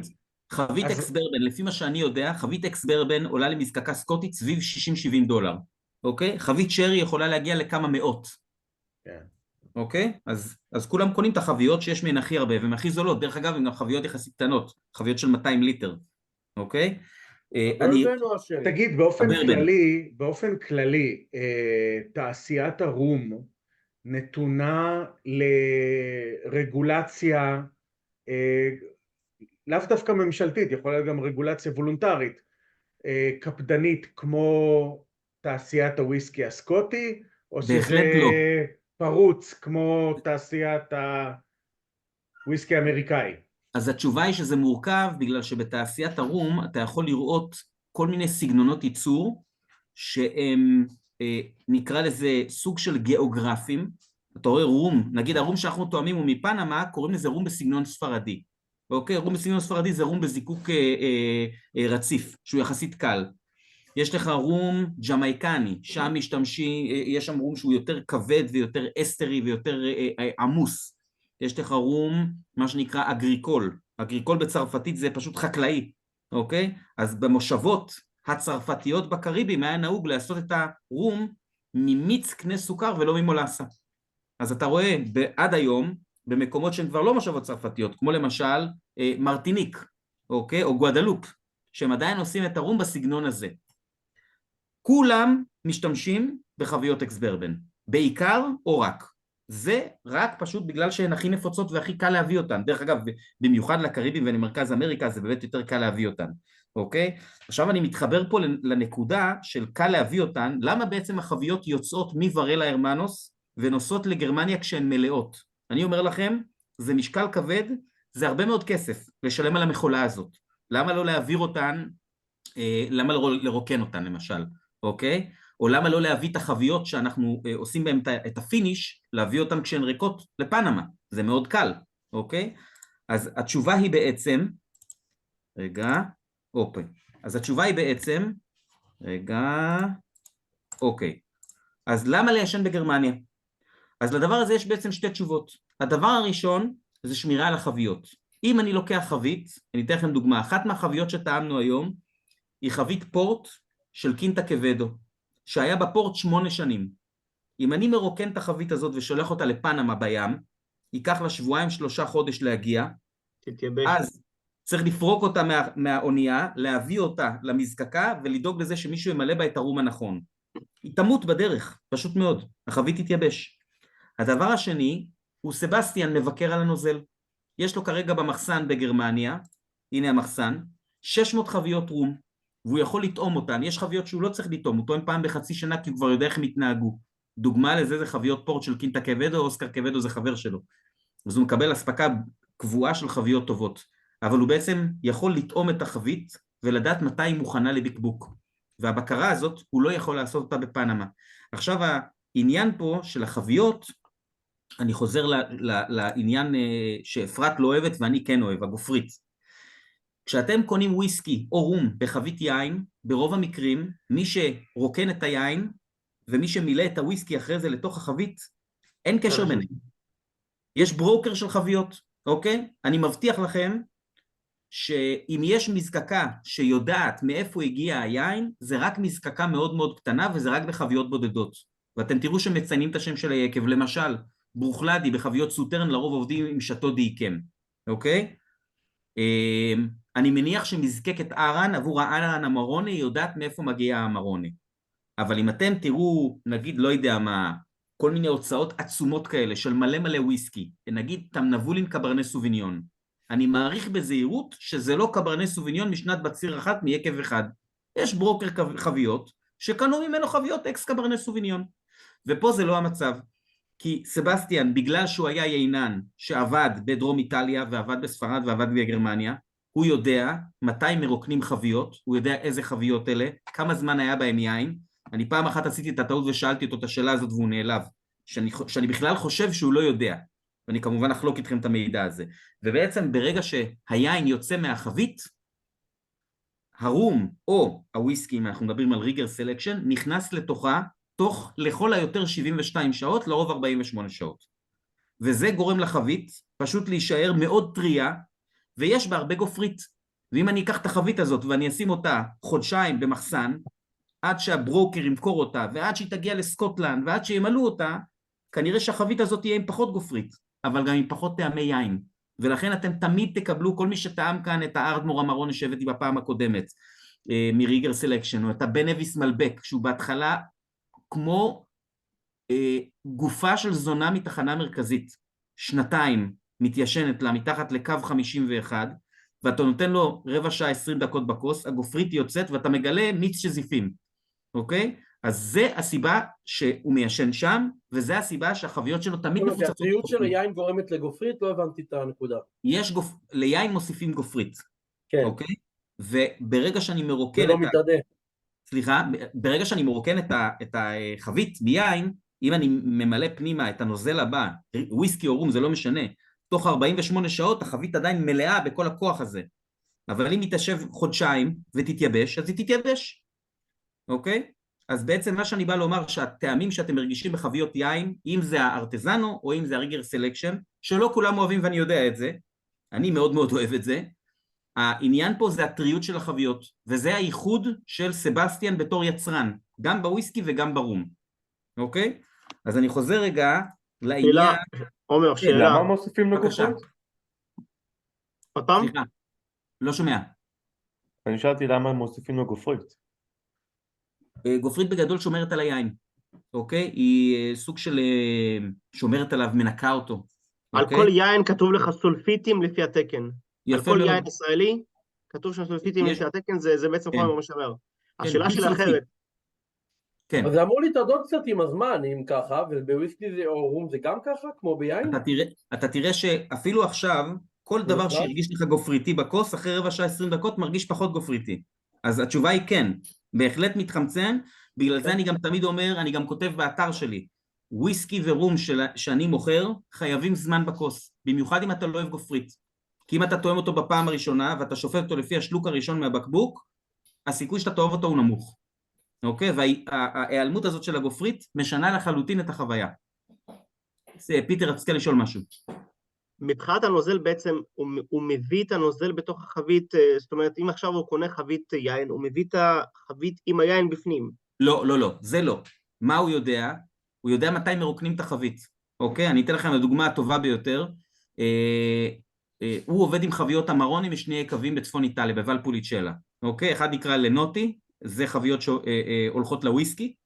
כל מי שטעם את הארדמור המרוני או את המקדף המרוני שהבאתי, זה חביות של לנוטי. וברום זה יקב שנקרא פיאטרו זרדיני. הוא יודע מתי מרוקנים חבית, הוא נוסע לשם עם עגלה, והוא לוקח 2, 3, 4 חביות.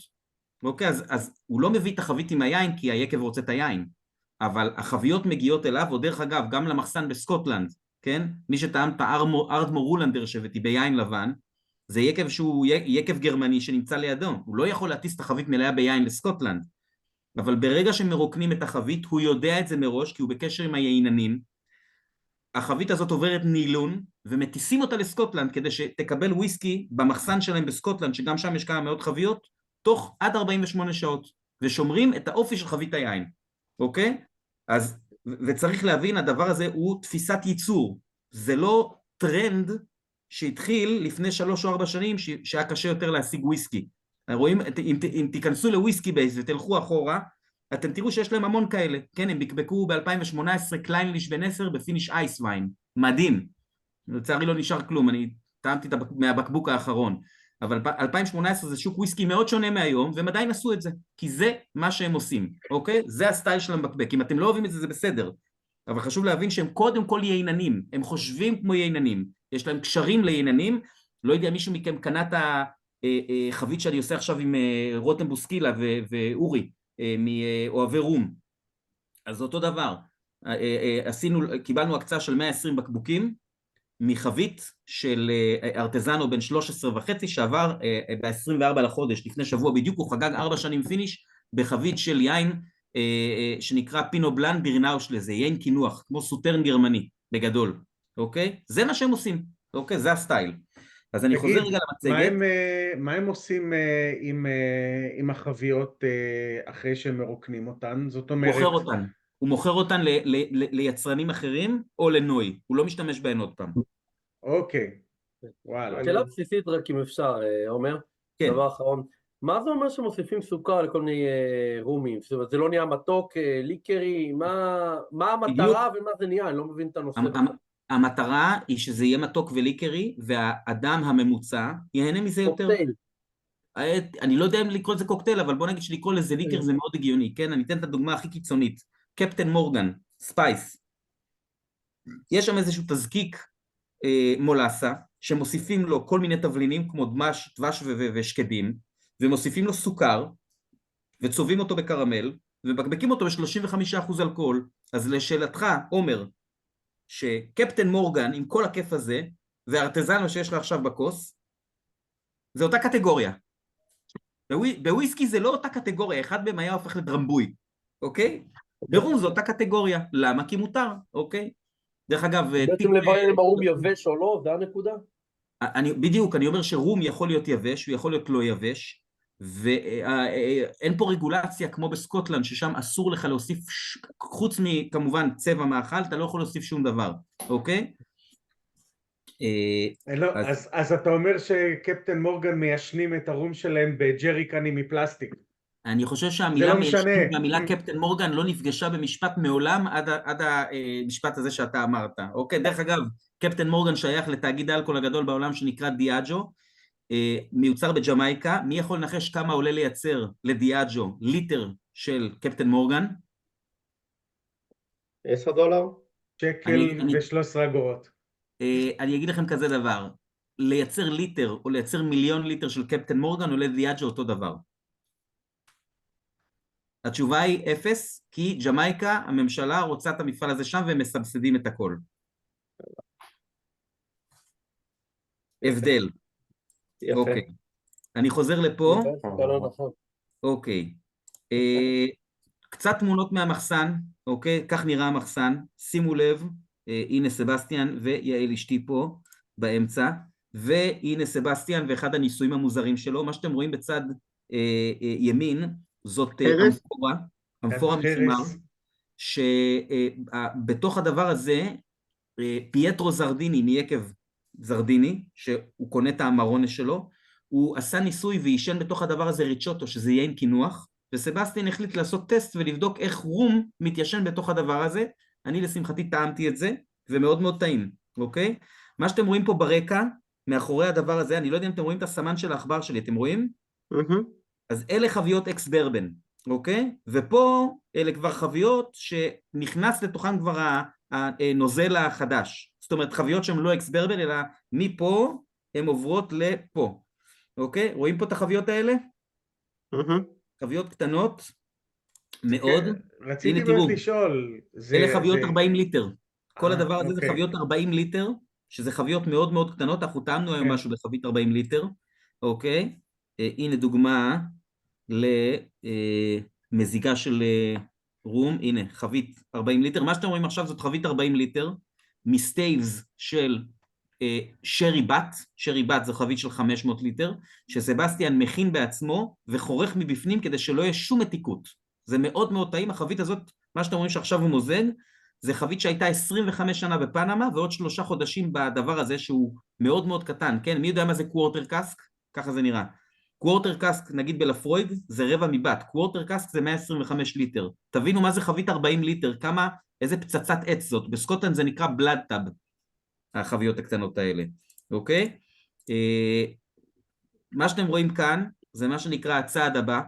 סבסטיאן קנה שטח אדמה בפנמה, והוא הולך לבנות שם מזקקה שלו, ואני לשמחתי הרבה, מה שאתם רואים פה, זה מטסטים שהוא עשה, הוא מוזג לי פה ארטזנו בזיקוק דודי.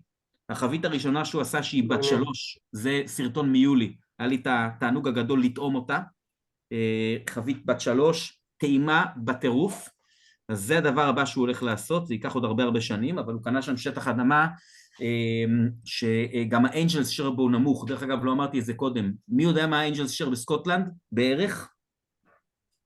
2-3% בשנה גם.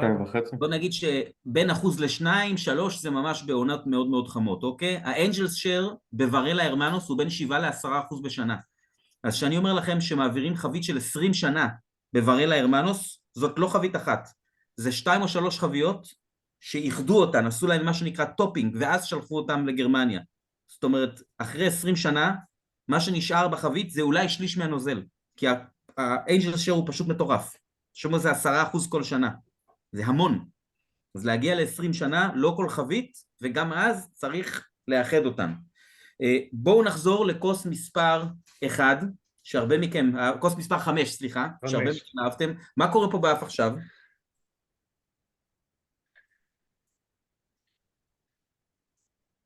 יותר חזק. יותר חזק. פחות מעניין. פה משהו שקצת מזכיר אור. מרגיש יותר מתוק קצת. שינה את האופי שלו. יצא קצת מתיקות. יצא מתיקות ונרגע, נרגע. בואו נטעם אותו.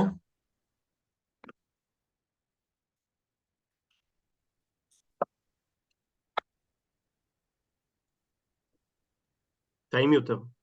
הרבה יותר שלי. מאוזן. למי הוא יותר טעים עכשיו? למי הוא פחות טעים עכשיו? לי יותר כיף. אוקיי. עכשיו מאוד מעניין אותי מה יהיה במספר 6, הרבה מכם אמרתם שהוא הצטי ושהוא היה לכם לא כל כך נעים. מה קורה עכשיו במספר 6 באף? ספרו לי. מה נרגע?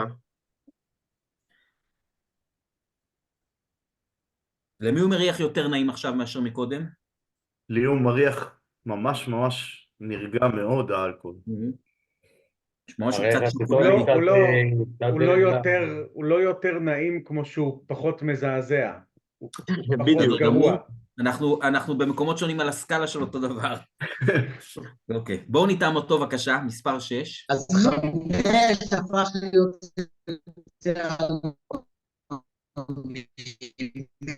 ו6 הפך להיות טעם הרבה יותר טוב.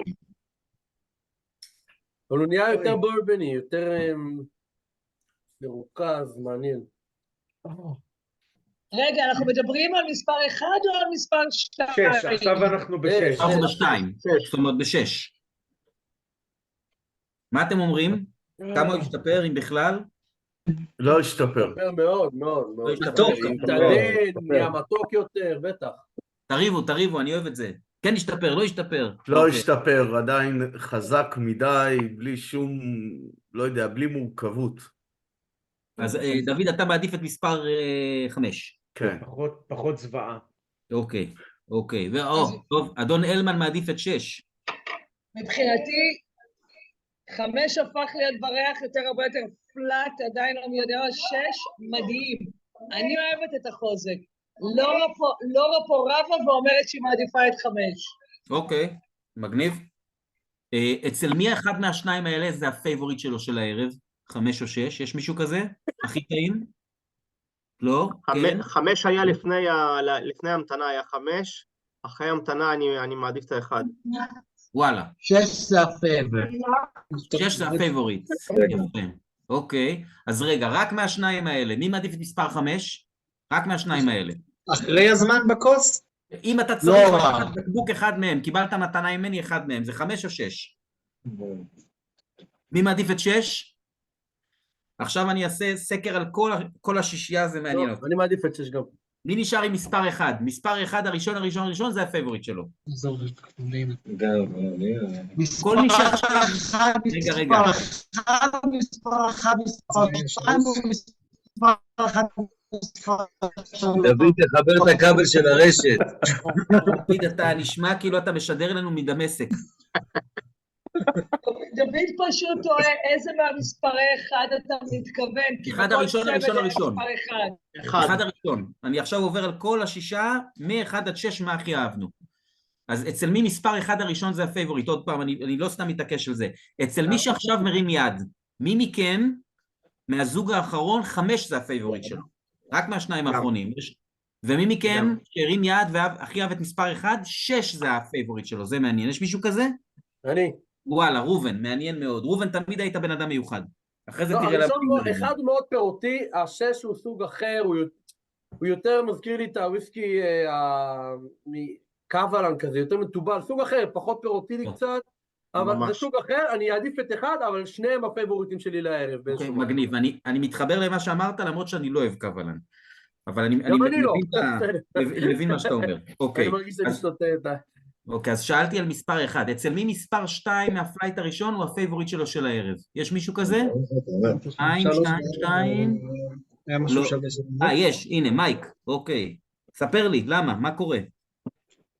אגוזי, בעיניי הכי מעניין, הכי פחות עצי, לא יודע. הוא הרגיש לי אולי כי הוא הרגיש לי הכי פחות רום, אבל... זה, מייק, מעניין מאוד שאמרת את זה, כי אגוזיות זה תכונה של החבית, של המשקה, של הפיני, של 2, ואתה הראשון שאמר את זה ואתה צודק. אוקיי? יפה. שמה, מה אומר? לא שמענו. מייק אומר שמספר 2 הראשון יש בו אגוזיות, וזה מאוד נכון שיש בו אגוזיות, היא יחסית עדינה, אבל זה נכון, זה גם מאפיין את הסוג הזה של המשקה. אוקיי. מספר 3, אצל מי מספר 3 הוא הפייבוריט מכל הטעימה? מספר 3, יש כאן מישהו כזה? כן, לא. החתול עושה. אלכסנדר, אצלך מספר 3? אצל אשתי. אצל אשתך, זה מה שחשוב, בוא נזכור מי מקבל החלטות בבית. יפה. מספר 4, מי אהב את מספר 4? אצלו זה הפייבוריט? יפה. מספר 5? מספר 5, מספר 5, ומספר 6? מספר 6, אוקיי. מה שאנחנו נעשה עכשיו, יש שם העדה רצינית. מה שאני רוצה שנעשה עכשיו, אנחנו נמזוג את מספר 7, ואז אני אתחיל להוציא את הבקבוקים ולהסביר לכם מה טעמנו ולמה זה היה סדר הטעימה, שזה מאוד מאוד חשוב. תמזגו בבקשה את מספר 7. טוב, איזה כוס.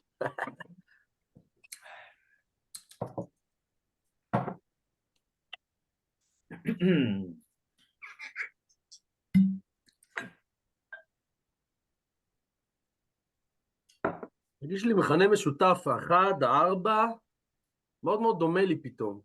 עכשיו, אחרי הסוף, טעמתי שוב. 1 ו4. אתה צודק, בטעמים, בחביות לא. בטעמים לגמרי, לא יודע, חביות, אני לא יודע. יש איזה משהו שהוא, בשניהם יש איזשהו פרי אדום ואיזשהו חסקוס. כולם מזגו את מספר 7? מה קורה פה באף? ספרו לי. כלום. מאוד רזה. סגור מרגיש פשוט. מאוד סגור. יש לו ריח של קורונה. בואו ניתן אותו בבקשה את מספר 7. בטח אתה תסביר לנו מתישהו למה הוא כל כך בהיר. או שלא. ולמה באופן יחסי לכל השאר הריח שלו הוא מעושן. וחלש. מה קורה בפה? ממש מעושן. תווית מעושנת, אבל זה קטע כי זה לא מריחים את זה בכלל. לא מריחים את זה בכלל. תראו מה קורה. אבל בסוף מסתבר שזה בכלל הניו מייק אחרי החביות בפנמה לפני החביות בגרמניה. לא. הלוואי שהייתי מקבל ניו מייק לטעימות, לצערי לא. שמתם לב לעשן? כולם הרגישו את זה?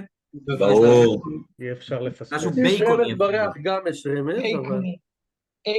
עומר, אתה לא יכול להגיד משהו בייקוני בקבוצה הירושלמית. כשזה ברום אני יכול.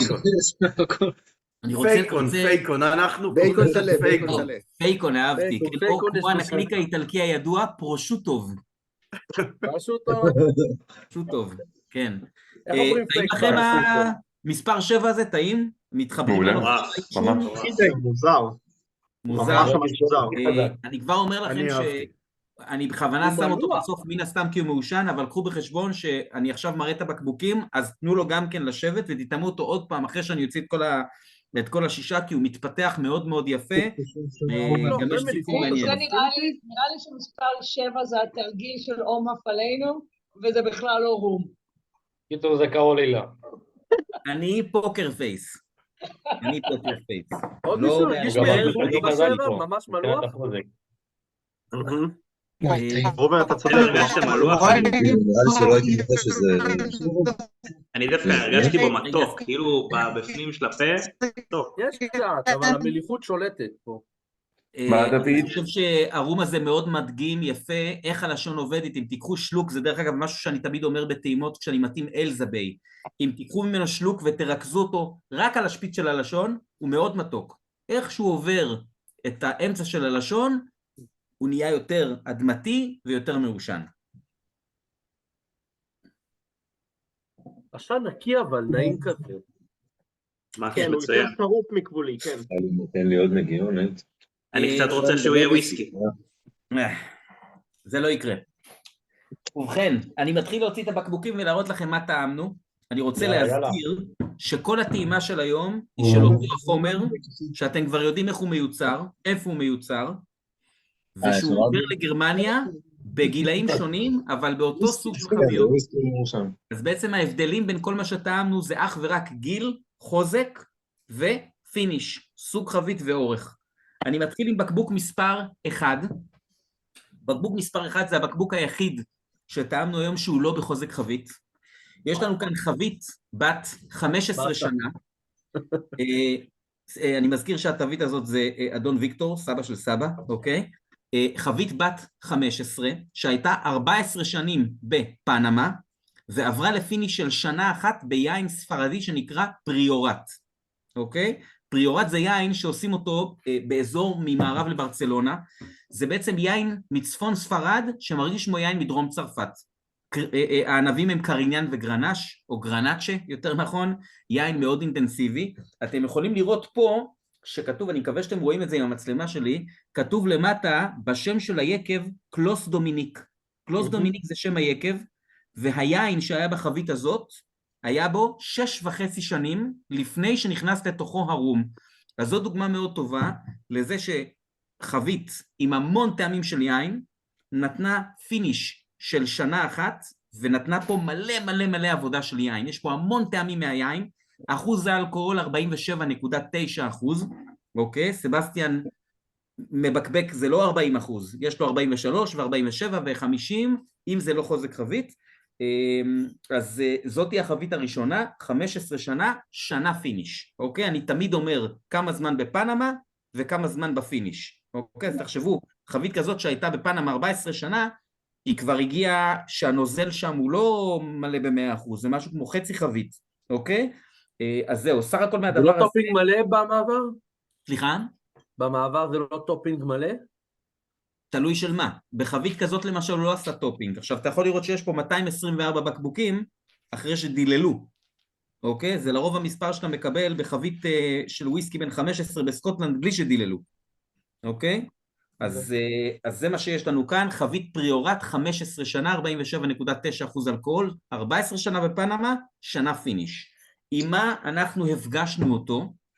אז פה זה דוגמה לרום שאני טעמתי אצלו כשביקרתי אצלו ביולי, והוא נתן לי לטעום את זה, ואני שאלתי אותו מה זה הדבר הזה, זה לא היה בקטלוג. אז הוא אמר לי כן, זה החבית שביקבקתי לכבוד הפסטיבל רום, יש להם שם בחנות, זה מתחם ענק, הם עושים כל שנה את פסטיבל הרום של היער השחור, זה, אני אומר לכם, העיירה של 82,000 איש, זה פי 3 בגודל של וויסקי לייב, זה משהו ענק, אוקיי? יש שם יצרני רום מכל גרמניה ויבואנים, ובעצם הוא ביקבק חבית שהייתה 9 שנים בפנמה, ועוד 2 פיניש, יש לנו פה חבית בת 11, בפיניש מוסקטל, אוקיי? מייק קופר אמר אגוזיות, מוסקטל נותן אגוזיות, שרי מוסקטל, אני לא יכול להגיד לכם את השם של הבודגה, שממנה זה מגיע, כי הוא חתום על הסכם סודיות, כי זאת אחת מ3 הבודגות שנותנת שירותים גם למזקקה קטנה, מה קוראים אותה? מקלן, אוקיי?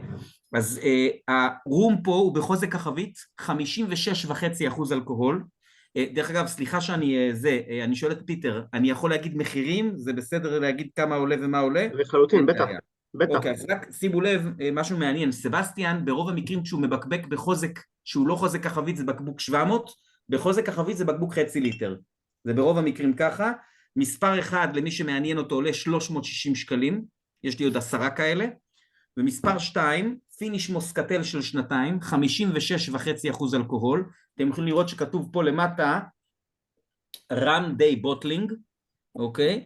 אז כשאני טעמתי את הדבר הזה, היו לו 169 מתוך 200 שנמכרו, בקבוק אחד שהוא שמר לעצמו שממנו אני טעמתי, ועוד 30 במחסן, כל ה30 האלה הגיעו לארץ, נשארו לי 5, אוקיי? וכמה היה השני? השני הוא בן 11, 9 שנים בפנמה ו2 פיניש, קצת יותר מ2, אז אני מפנה לתשומת לבכם שכאילו כל הפרטים כתובים, כולל מספר בקבוק, כולל הכל, אוקיי? מאוד מאוד, הוא יודע לספר על כל חבית מה היה בה וכמה היה בה וכן הלאה. בעצם הטעימה הראשונה שעשינו חברים וחברות היא טעימת חביות יין. היה לנו יין אדום יבש, והיה לנו שרי, שהוא בעצם יין מתוק, אוקיי? ורציתי לראות לכם איך כל אחד מהם מתנהג אחרת. ורובכם כשערכתם את הפריורט, חשבתם שהוא יותר אלכוהולי, למרות שההבדל ביניהם הוא כמעט 10% אלכוהול, 8.5% הבדל, אוקיי? אז החביות נותנות פה לפעמים עומס של טעמים שמרגיש כאילו אלכוהולי, וכל הנושא של הגופרית וכן הלאה. אז זה השניים הראשונים. עומף, אפשר לציין שאנחנו די צדקנו פה, די פגענו בשתיים הראשונים, באחוז אלכוהול? כן. תודה רבה. רגע, לא אמרת כמה הוא עולה, אבל... סליחה, החבית מוסקטל עולה 290 שקלים. מספר 2? כן. כן. עומר, יש פה שאלה לגבי זה בצ'אט, אתה יכול להסתכל, מבחינת הבקרה על המתנול והרכיבים, יש משהו כזה ברום, או שזה... תראה, זה מוצר מזון. כן. אני בטוח שברום שמייצאים אותו ומוכרים אותו, מה שנקרא בתפוצה עולמית, יש בקרה על המתנול, כן? אף אחד לא רוצה שהמזקקה שלו תקבל מוניטין של כזאת שהראי לאנשים. אוקיי? אני יכול להגיד לכם שאני, מן הסתם, כשאני מביא רום מסבסטיאן, יש בדיקות מעבדה שאני צריך להציג אותן, אחרת זה לא קורה. אני כן יכול לומר לכם שבגדול יש רומים, לדוגמה רומים מג'מייקה, כן? המבדן, אני יודע מה, לונג פונד, כל מיני כאלה, שיש שם המון המון אסטרים, ואומנם אין שם הרבה מתנול, אבל מה שזה עושה לכבד זה לא כל כך טוב, אוקיי? זאת אומרת, הנגובר של רום, הוא הנגובר חמור הרבה יותר מהנגובר של וויסקי, בגלל כל הלכלוכים האלה. אבל המוצרים אמורים להיות בריאים, זאת אומרת, אין פה איזה בעיה. עכשיו, אם אתם תלכו ותשתו משהו לא יודע מה, תשתו בטרינידד מבית של מישהו, אולי זה כמו לשתות באוקראינה מבית של מישהו, אף אחד לא ערב למה קורה שם. אני עובר לכוס מספר 3, שאמרתם שהוא מזכיר לכם ברבן, ואתם צדקתם, בגלל שיש לנו כאן וויסקי בפיניש וירג'ין אוק, יש לנו פה רום בפיניש וירג'ין אוק, שממש מרגיש כמו וויסקי, יש פה חבית שהייתה 7 שנים בפנמה, ועוד 4.5 שנים בחבית וירג'ין אוק, אני לא חובב גדול של וירג'ין אוק, ופה אני אוהב את זה, יכול להיות בגלל שבניגוד לחביות וירג'ין אוק אמריקאיות שלרוב רק עוברות צ'ארינג, עוברות חריכה, פה יש לנו חבית שגם עברה טוסטינג, קלייה, וגם עברה צ'ארינג. אחוז האלכוהול של מספר 3, 57%, אוקיי? גם הוא בקבוק חצי ליטר, וגם הוא עולה 290 שקלים כמו מספר 2.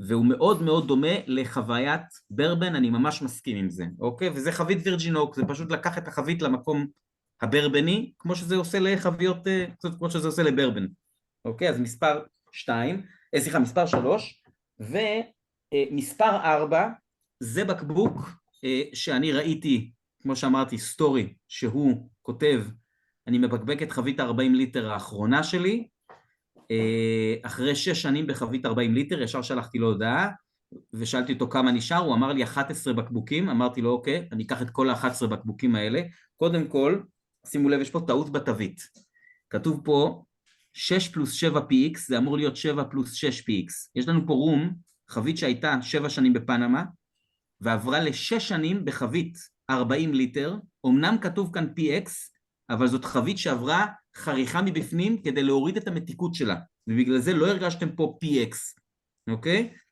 אחוז האלכוהול 58.6,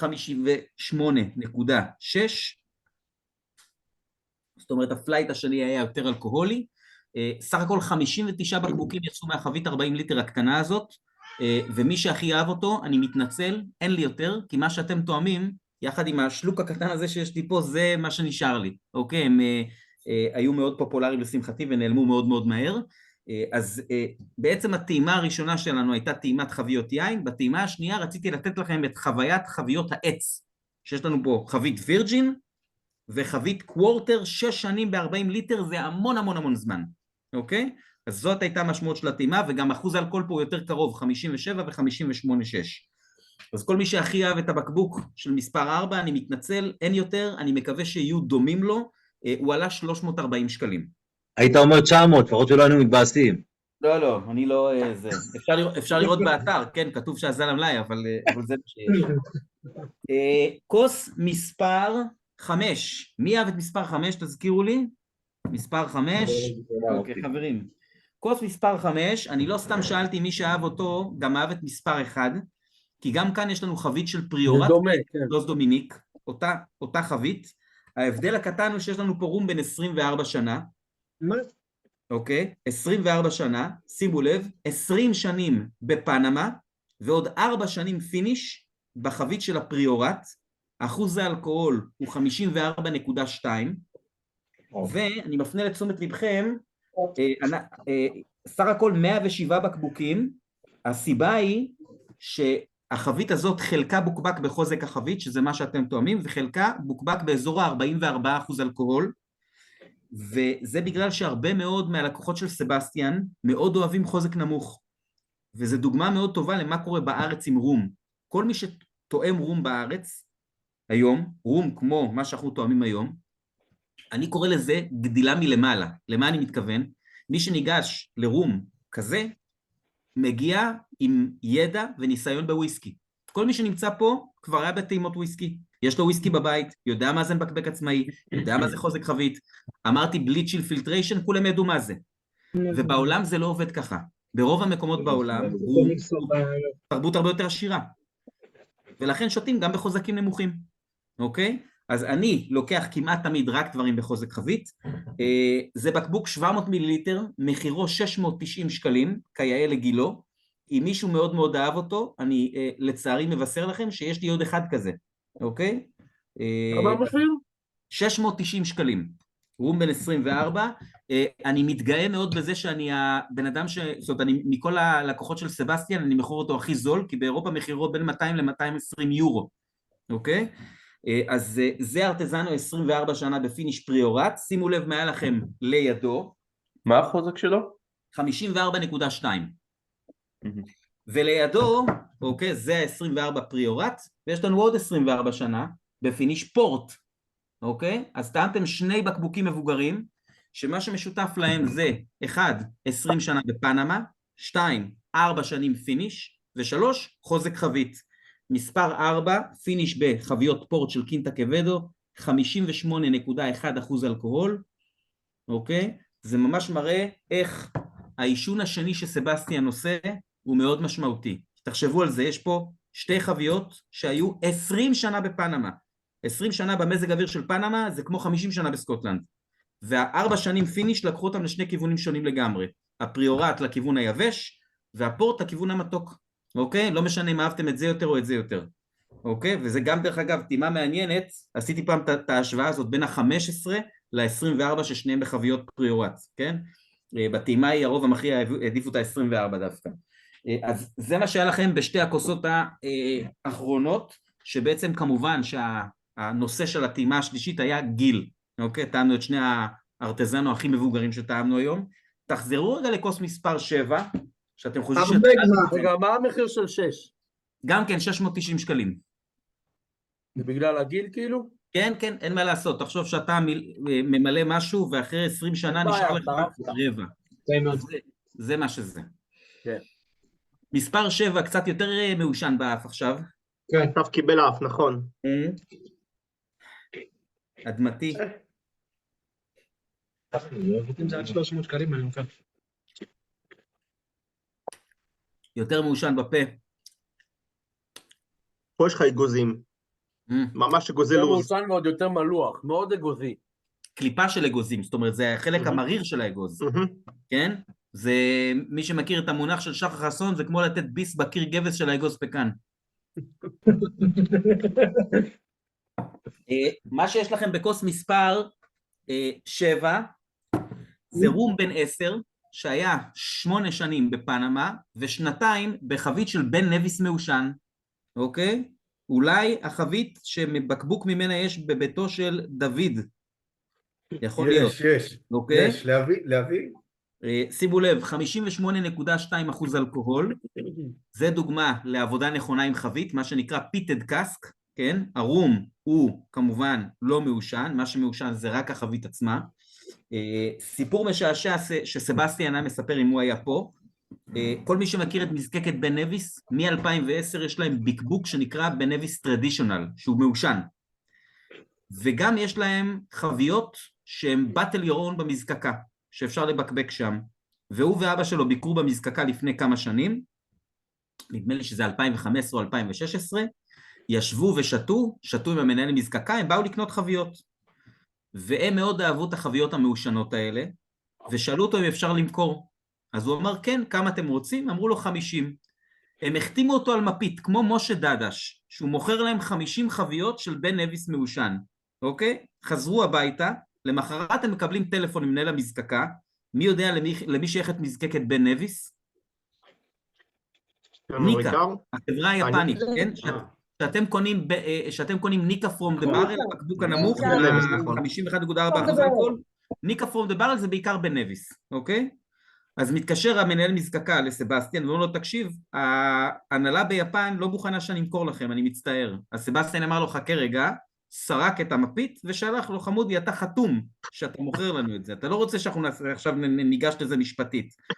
התחיל משא ומתן שבסיומו מה שנגמר זה שהם מקבלים 37 חביות של בן נביס מעושן, ולכן מי ששוטט באתר שלי, היה לי בן נביס מעושן אחד שהבאתי מהם לפני 2 משלוחים, ועכשיו יש לי עוד אחד שדוד קנה ונראה שהוא נהנה ממנו, אוקיי, בן 7 בחבית אקס ברבן, ובעצם כל פעם שהם מבקבקים חבית של בן נביס מעושן, החבית הזאת עוברת לסבסטיאן, לארטזנו, מטיסים אותה מסקוטלנד לגרמניה, והוא מכניס לפיניש, אז בעצם כל פעם יש חבית של ארטזנו פיטד קאסק, שהיא כל פעם בפיניש שונה, זאת אומרת, זו החבית השנייה שאני מביא ממנו, הקודמת הייתה 9 שנים בפנמה ופיניש של שנה, קצת פחות אלכוהולית, זה לדעתי יותר מוצלח.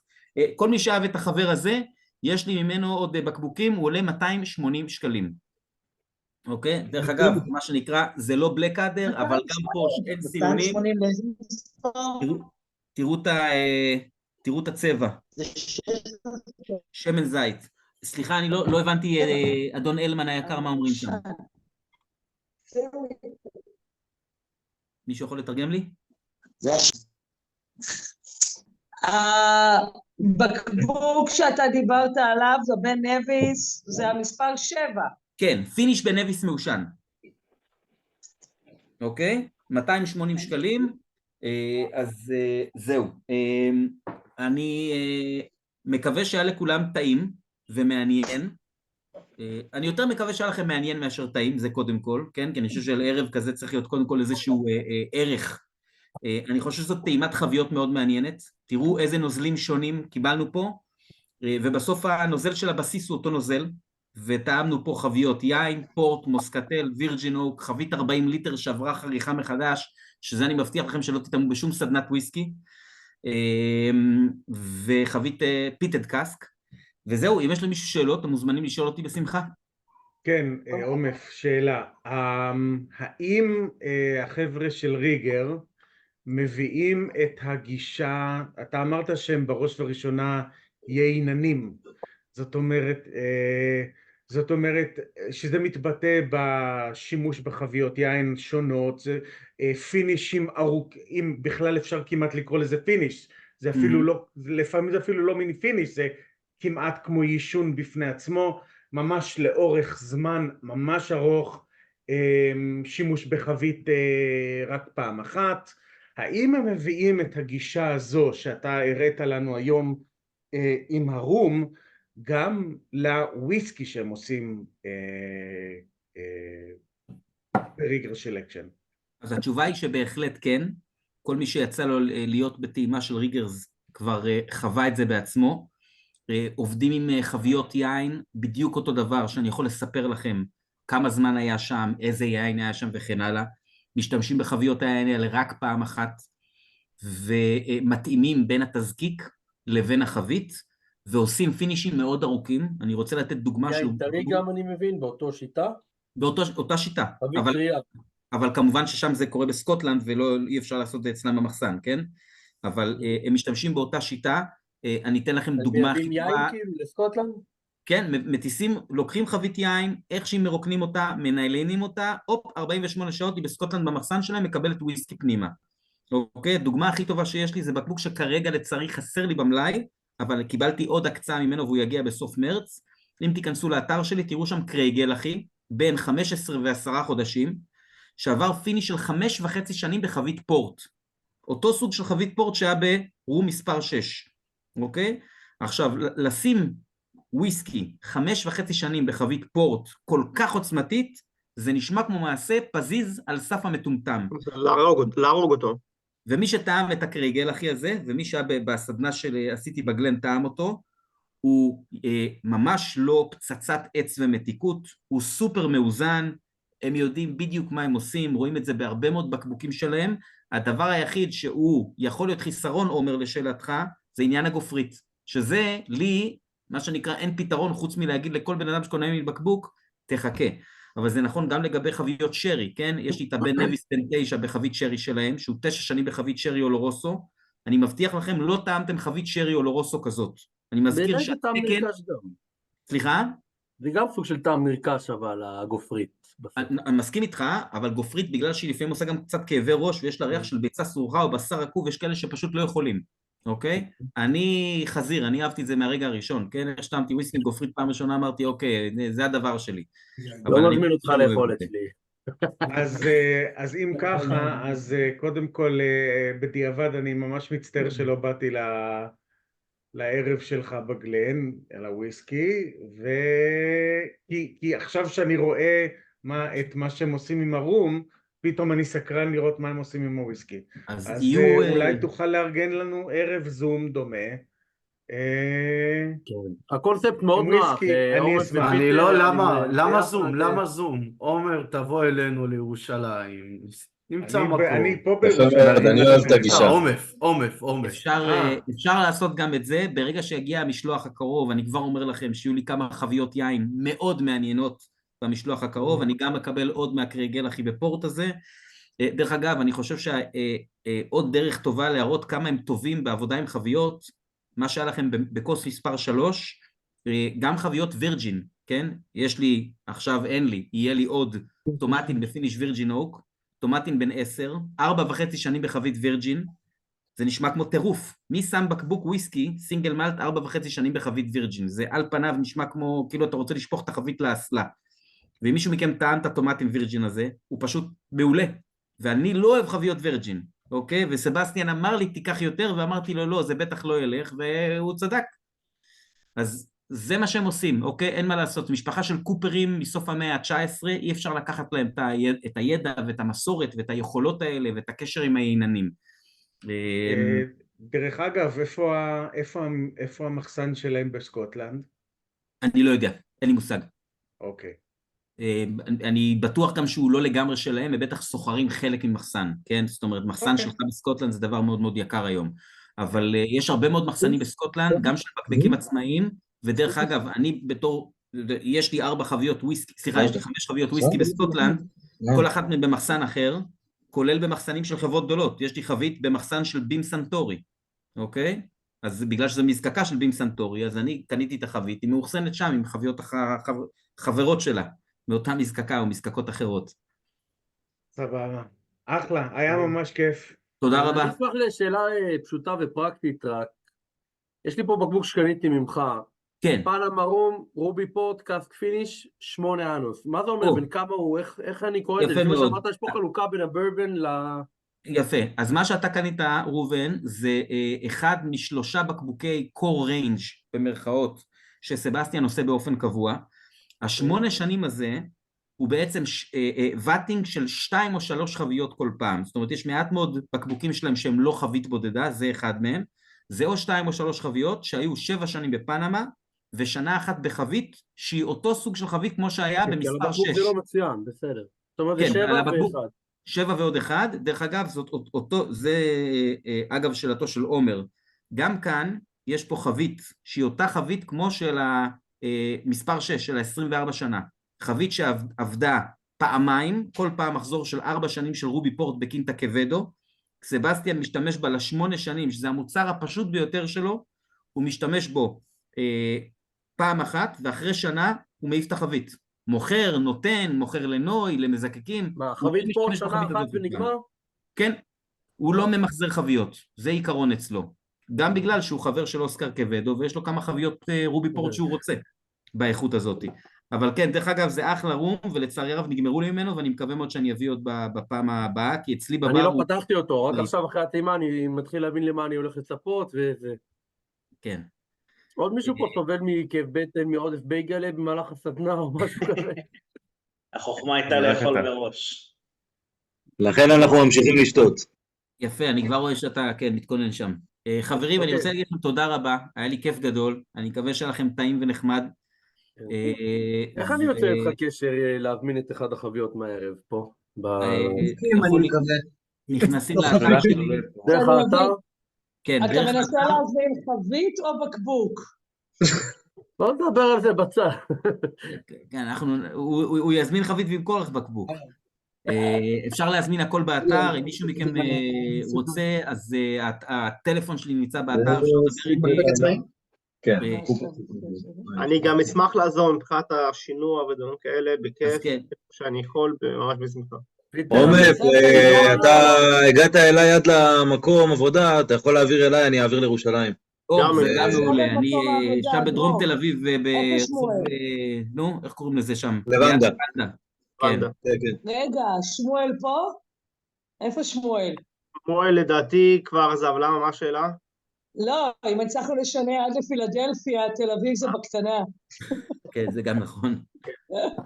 כן, טוב, אני רוצה להגיד תודה רבה לפיטר שארגן את כל הדבר הזה, וזה לא קורה בלעדיו.